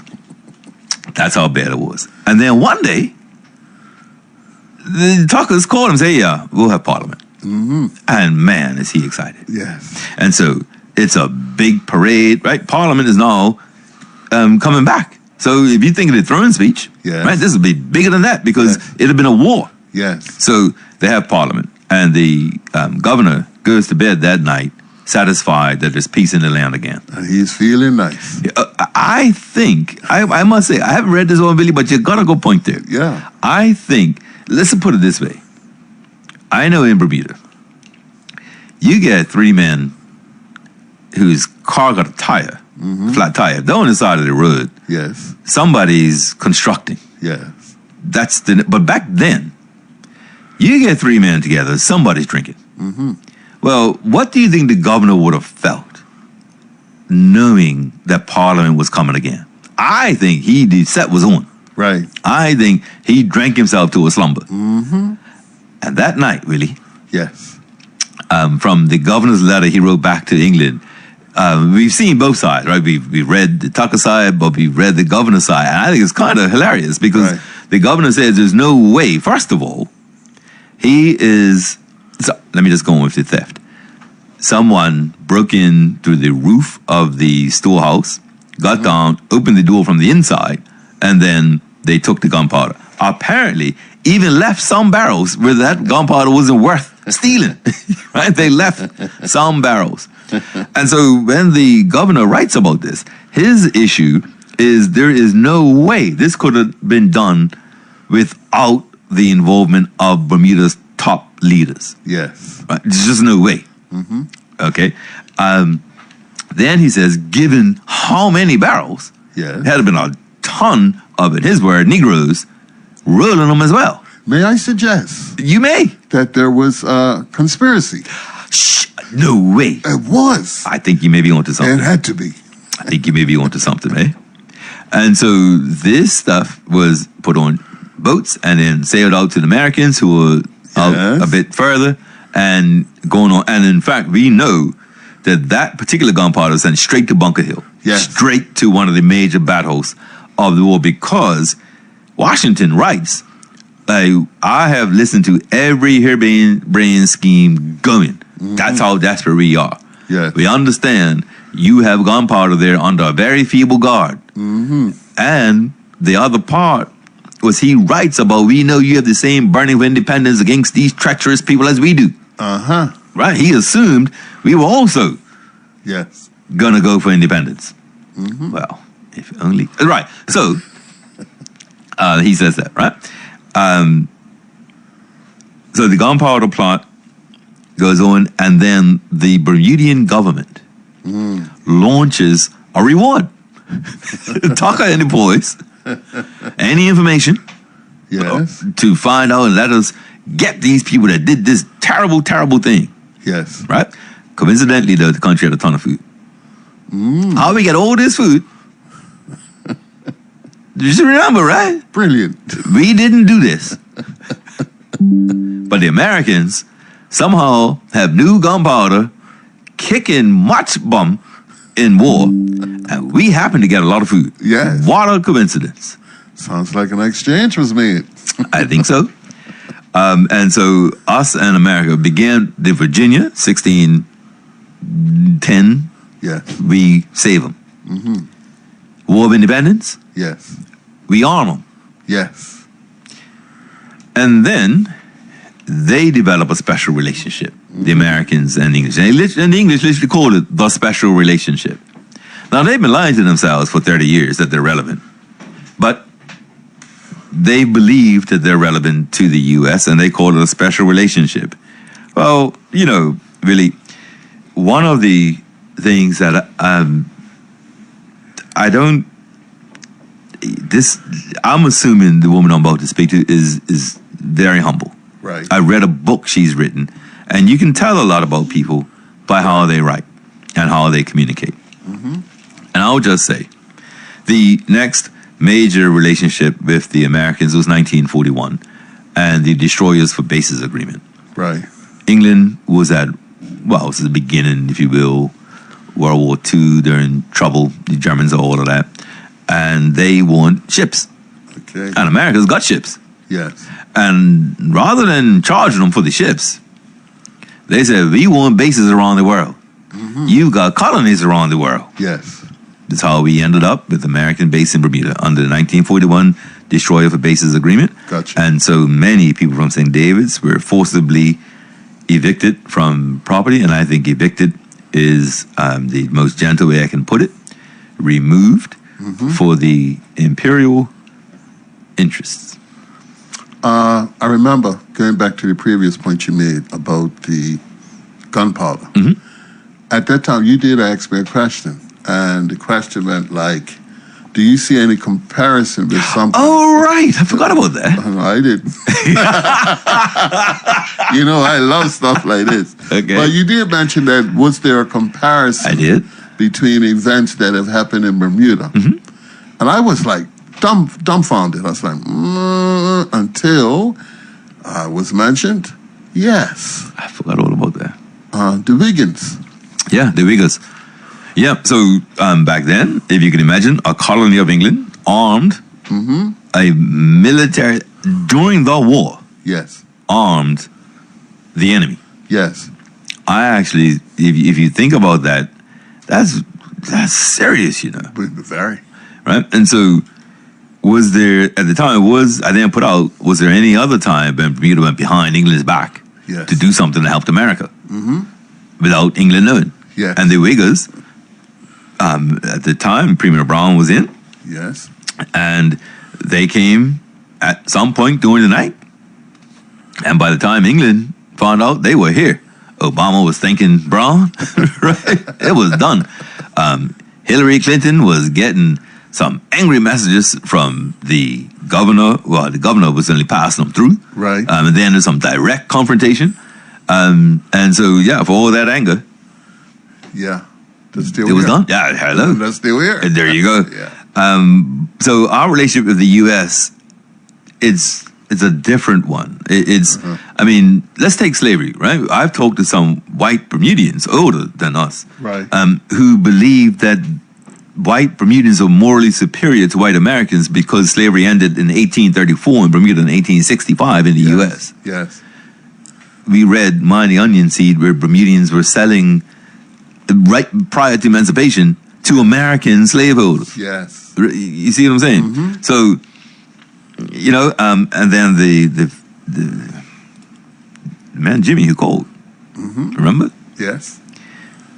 He called and he's passed. It was a heavy moment for us, but he called in and asked, did any white Bermudians help black Bermudians or fight slavery or, right? And I was grateful for the challenge. And told him I found statistics that said 80% of white households held slaves back then. 80%. Well. But then I did talk about, I can't remember his last name, but the Chief Justice who gave land to Reverend Edward Fraser so that Cubs Hill Methodist Church could be built. There were these one-off people, but in terms of fighting the system, Yes. no. Yeah. If anything, and we read out from James E. Smith's book, Slavery in Bermuda, as to why slavery persisted in such a small, tight-knit community. Yes. It's a status symbol, right? They didn't, it wasn't about humanity of black Bermudians by white Bermudians. The white Bermudians felt the way they did and treated us accordingly. Yes. All right, so we've done the flag, slavery, the UK, the US, the geology. One of the other things I should say, you brought it up, trying to feed Bermudians has always been a challenge, but I think that challenge is down to colonialism and slavery. So, therefore, racism. Yes.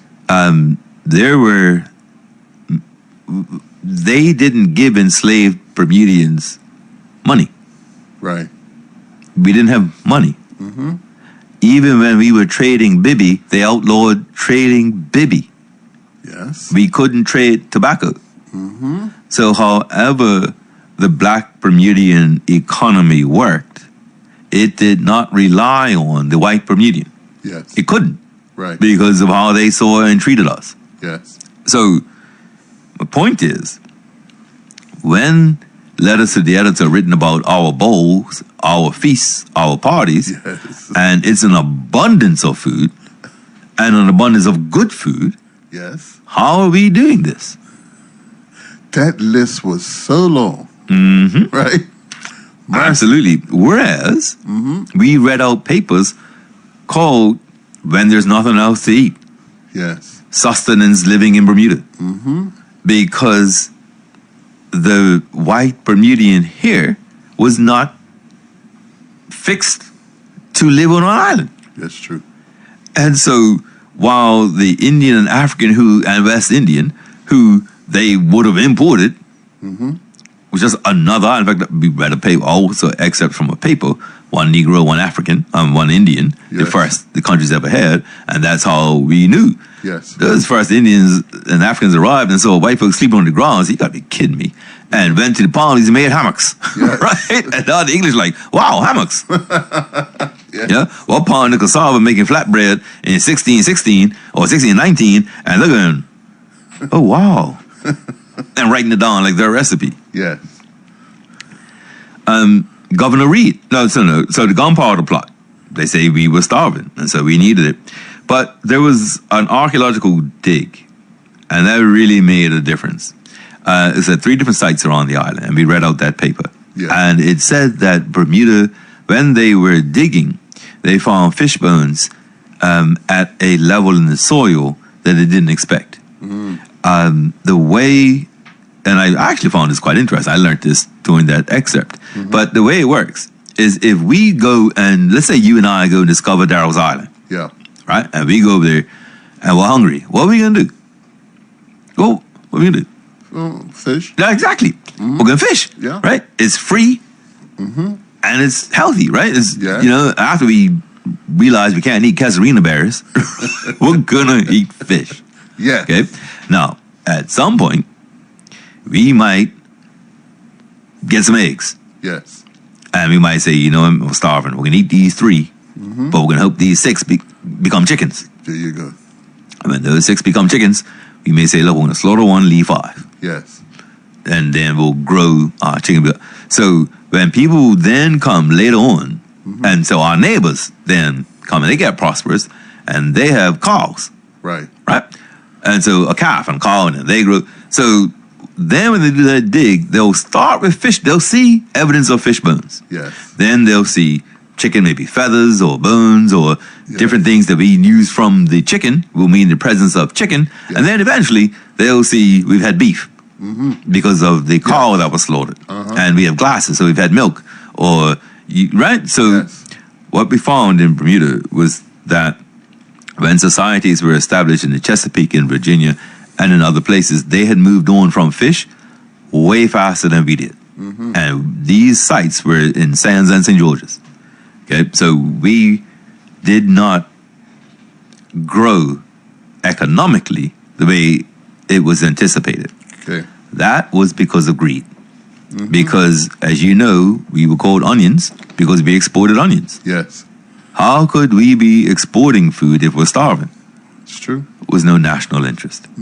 Okay, so the families who were selling, right, and even the governors, we found how it worked in Bermuda. It was networks. So if you had chickens, right, and I had vegetables, we trade off. Yeah. Or if you had a cow and you slaughtered, or a lamb and sheep, right, and you give me a leg, Yes. I got something, I kill mine, I'll give you a leg.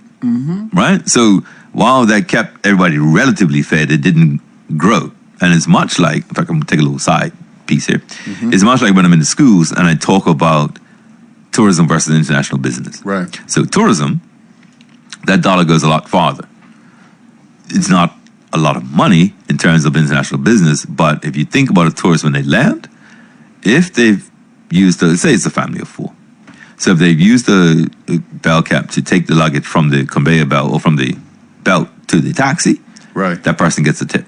Okay. The taxi gets them to the hotel, the taxi driver gets paid. Yes. They get to front desk, they sign, their credit card is now hit. They go out, they take a taxi, they rent a bike, they have dinner, they go to the aquarium, they do whatever, they take a bus. That money, you see, is going in many different areas around the country. Yes. A tourist dollar goes far. Not so much international business, tuition, landlords, miles, right? Yes, A yes, gym. yes. What I'm saying is just not the same interaction. Yes. Like I said, higher numbers, but not as broad. So we didn't have a situation where the economy was growing because it was only the people here who were spending money. And so if there's $200 on the island, there was always $200 on the island. Yes. This leads to issues by 1920. You're right, Willie. This thing might take a little longer. It's 20 after 4. So we were trying to figure out how we got here with our relationship with the U.S.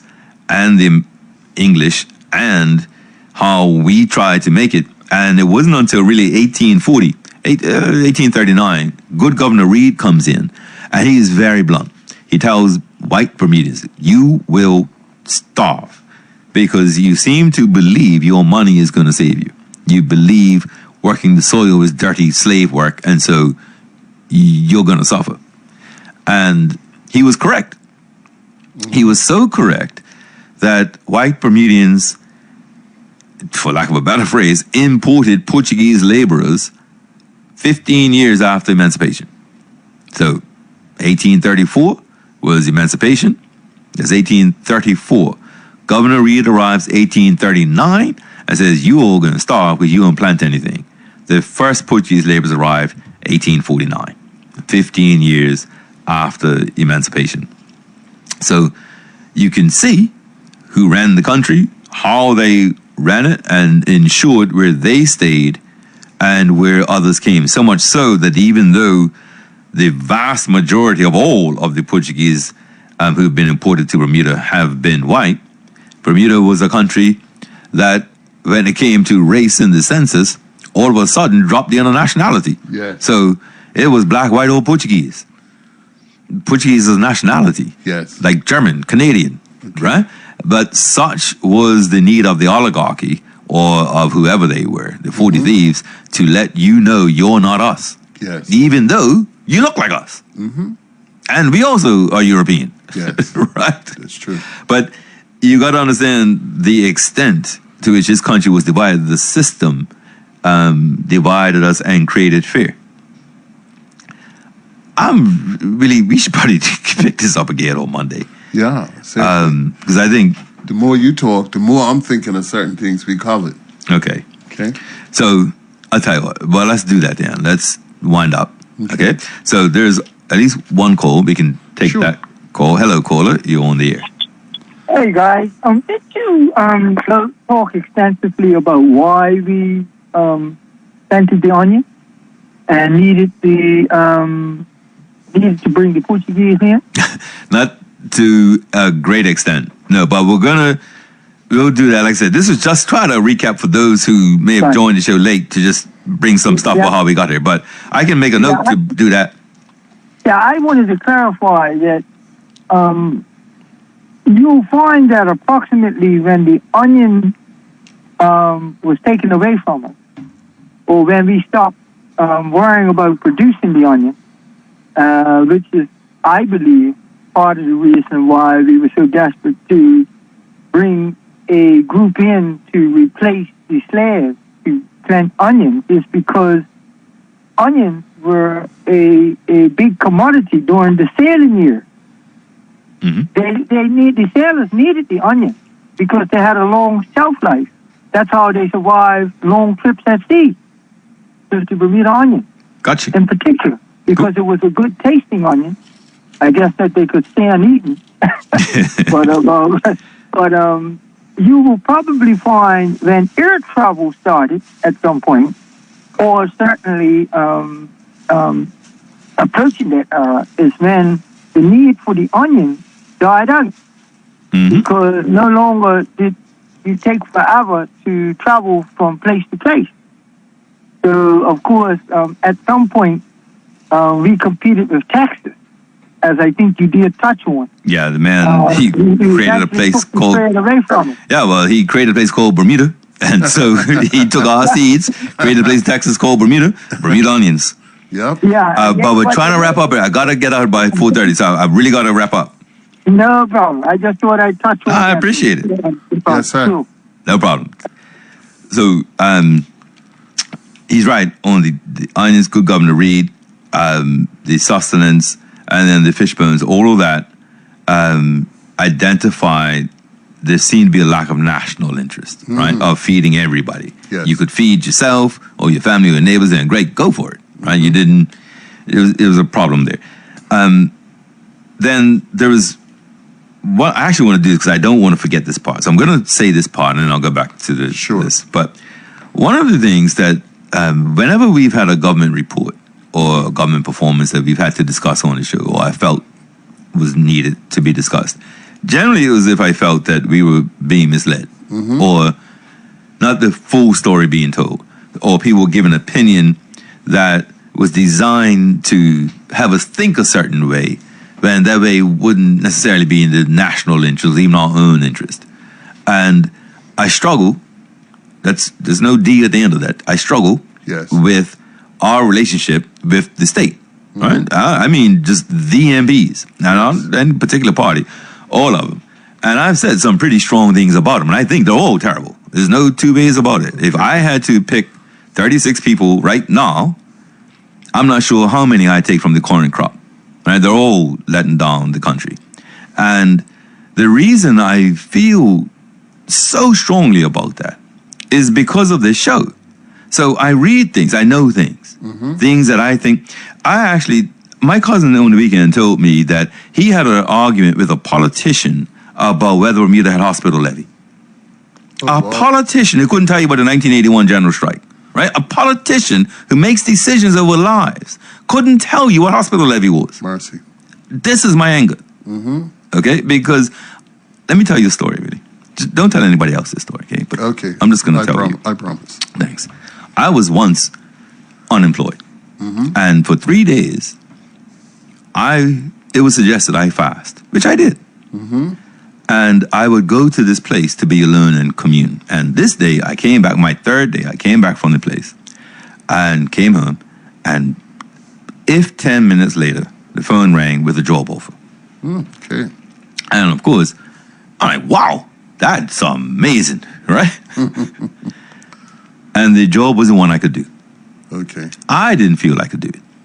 The guy on the phone said, of course you can. And he was right that I could do it. But if something went wrong, I would be exposed because I didn't know how to handle if something went wrong. Okay. And he was telling me nothing's going to go wrong. And I said, you may be onto something here, mate, but this is a life or death job. Like, if something goes wrong, it's going to go very, very wrong. Okay. But you're right. If nothing goes wrong, cool.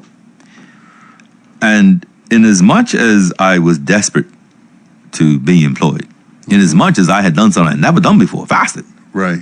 And given that call was right afterwards, I'm here thinking, I'm supposed to take this job. And in the face of that, because of the stakes being that high, I did not do the job. I told him I couldn't do it. And I didn't do it. And stayed unemployed for a lot longer. Yes. If our MPs had some of that humility, they would understand that they're not up for this job. But unfortunately, we live in a time where people believe because they're doing it well, it's being done well. Okay. Okay? And you know, we go through drama on this show, like beef in the days leading up to a show, even the hours sometimes, right? I'm like, really? Man, we ain't got a show. I don't know, right? Yes. We never walk in here, yo, boy, we're here, and hit switches and buttons and just go for it. Right? But we got ministers who believe that they're doing a great job, and opposition MPs just simply because they're doing the job. Yeah. You know what that's called? Let's say. I don't know what it's called. But it's the same thing. The reason why I'm talking about it is because it comes up to the things are the same. Things haven't changed that you brought up. Here's what happens. If you believe, I did this before as a company, so I kind of veiled it. I'm going to put it right out there now. If you believe Bermuda is the best it can be at any given time, right now, if you believe we're functioning all cylinders, right, and we're the best we can do, we've got a few problems, but we are, this system that we have, this way that we live, this thing, if you believe this is the absolute best we can do, then you are unlikely to try to change it. In fact, you will come in every day to work praying nothing changes because you think if something changes, it's got to be worse. Yes. Right? It's definitely worse. And all your fear is, let me not mess this up. Let me not mess this up. Yes. And so the whole way you approach jobs, problems, staff, budgets, decisions, am I maintaining? Yeah. I need to maintain. I can't slip. That's not leadership. Leadership is, I've been hired. This company is, this country, company, project, play, movie is doing the best it could do. Yes. And now I'm here to make it better. That's leadership, Yes. right? And even if it's 10 things you don't change and only 2 you do change, the identification of the 2 that needs instant change and the 10 that don't is leadership. Yes. So we don't have leaders. Because if you had the humility to the job, I have not been a radio host before. I did not come at, I do not have to tell you the panic I go through. Okay? But I approached the job with, I may not be doing this right or well. Yes. And that fear drives the standard. You know what I mean? It's like, no, man, our listeners this, or our, how many times do we have that, right? And yet it feels like our political leaders think the country is doing the best it can, let me not mess it up. And that's not leadership. Leadership is, even if this is the best we've ever been, Yes. we've got to get it better because cost of living is this, or public education is that, or inequality is that, or the gap between have and have not is growing, or the environment is suffering, or we're losing arable land, or we are importing more and more things rather than fewer and fewer things. And Yes. but if you think what we're doing is great, Correct. and there you go. If you think, Yes. say, payroll tax is fair, then reducing payroll tax is great. Getting rid of that and putting on something else, that's not even in the contemplation because you're doing the best we can do, right? So why play with it? It's going 4:30, maybe. Well, I have one thing to say. Please say it. I got a text, Yep. and it was a gentleman who was so kind enough to drop off some cassava pie, Oh, yes. and he just wanted me to taste it and say, hey, what's it like? Okay. Well, you do that, and I'm going to tell you a pie story. Okay. So, in talking to my cousin, I was telling him, man, the day we had the show on, there were people calling about vegetarian pies and using beef in the pie and corned beef. And, well, cousin, let me tell you a story, boy. And he told me that his father takes his pie with beef currently. And that no chicken, no pork, and no plain, okay, beef. And that he told him that during the years that when he and his mother could not afford beef, they did use corned beef. And so, mate, I got to tell you, Yes. there's a lot of different recipes out there for pie. And I would just say that, like I said, the being Bermudian is having the pie. Baking it or, you know what, that's a whole different ball game. But being Bermudian definitely requires pie. Well, I'd like to make a report on this pie. Make a report. Yeah. This is pretty good. I don't know if he wanted me to say his name. We don't make that a practice here. But I'm just going to say, this is pretty good, especially vegetarian. Oh, yeah? Pie, the vegetable cassava pie. This is some good stuff. Okay. I'll be up by New Year's Day. Just put another little side on the side for me, I'll be up there, trust me. But thank you very much for thinking of us this way and actually showing us, giving us an example of what culinary delights are being prepared on this island There we go. for the holiday. And that's what it's about. It's about being Bermudian. Absolutely right. Oh, really? Why don't we back to next year? Anything? I mean, look, I hope today's show was a little light, right? Hopefully we explain how we got here. How much longer we'll still be here, I don't know. But hopefully it'll go well. We have been here since 15. You know what? Let's just say we've been here for 400 years. Right. Okay. The way we have run our country up until now, I think we're running out of that. I think that the lack of compassion and empathy is what's playing right now, and we need a reset. Yeah, we need to shake the dust out because we've gotten, or I would say, what I really tell people is I think we wrung out all we can wring out from this cloth of Bermuda. This style of taxing and not taxing others. This having even some 600 taxis. How long have you had 600 taxis? Yes. Okay. How long has certain things going on the way they are?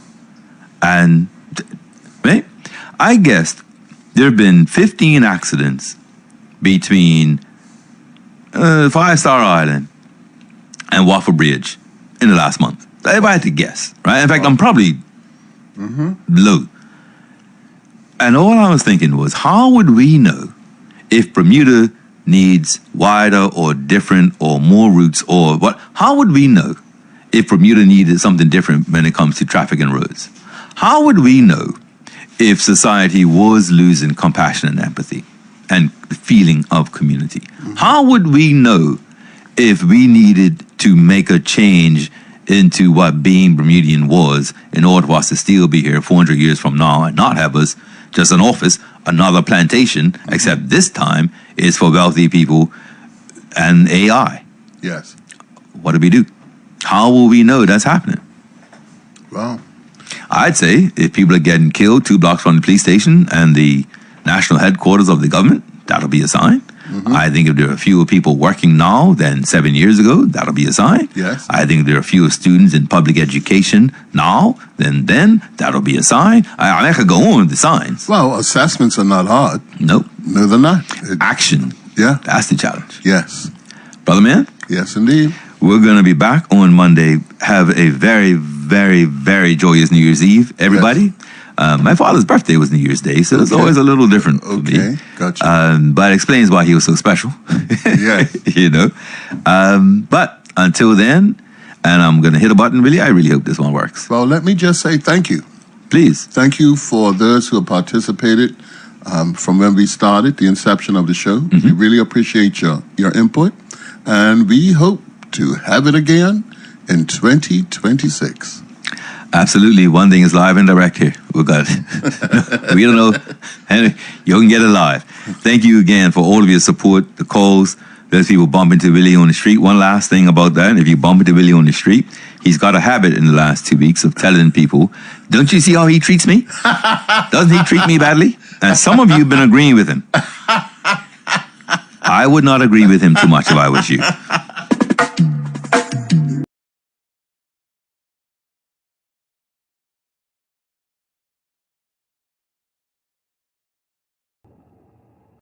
Bermuda Live on YouTube. Subscribe now.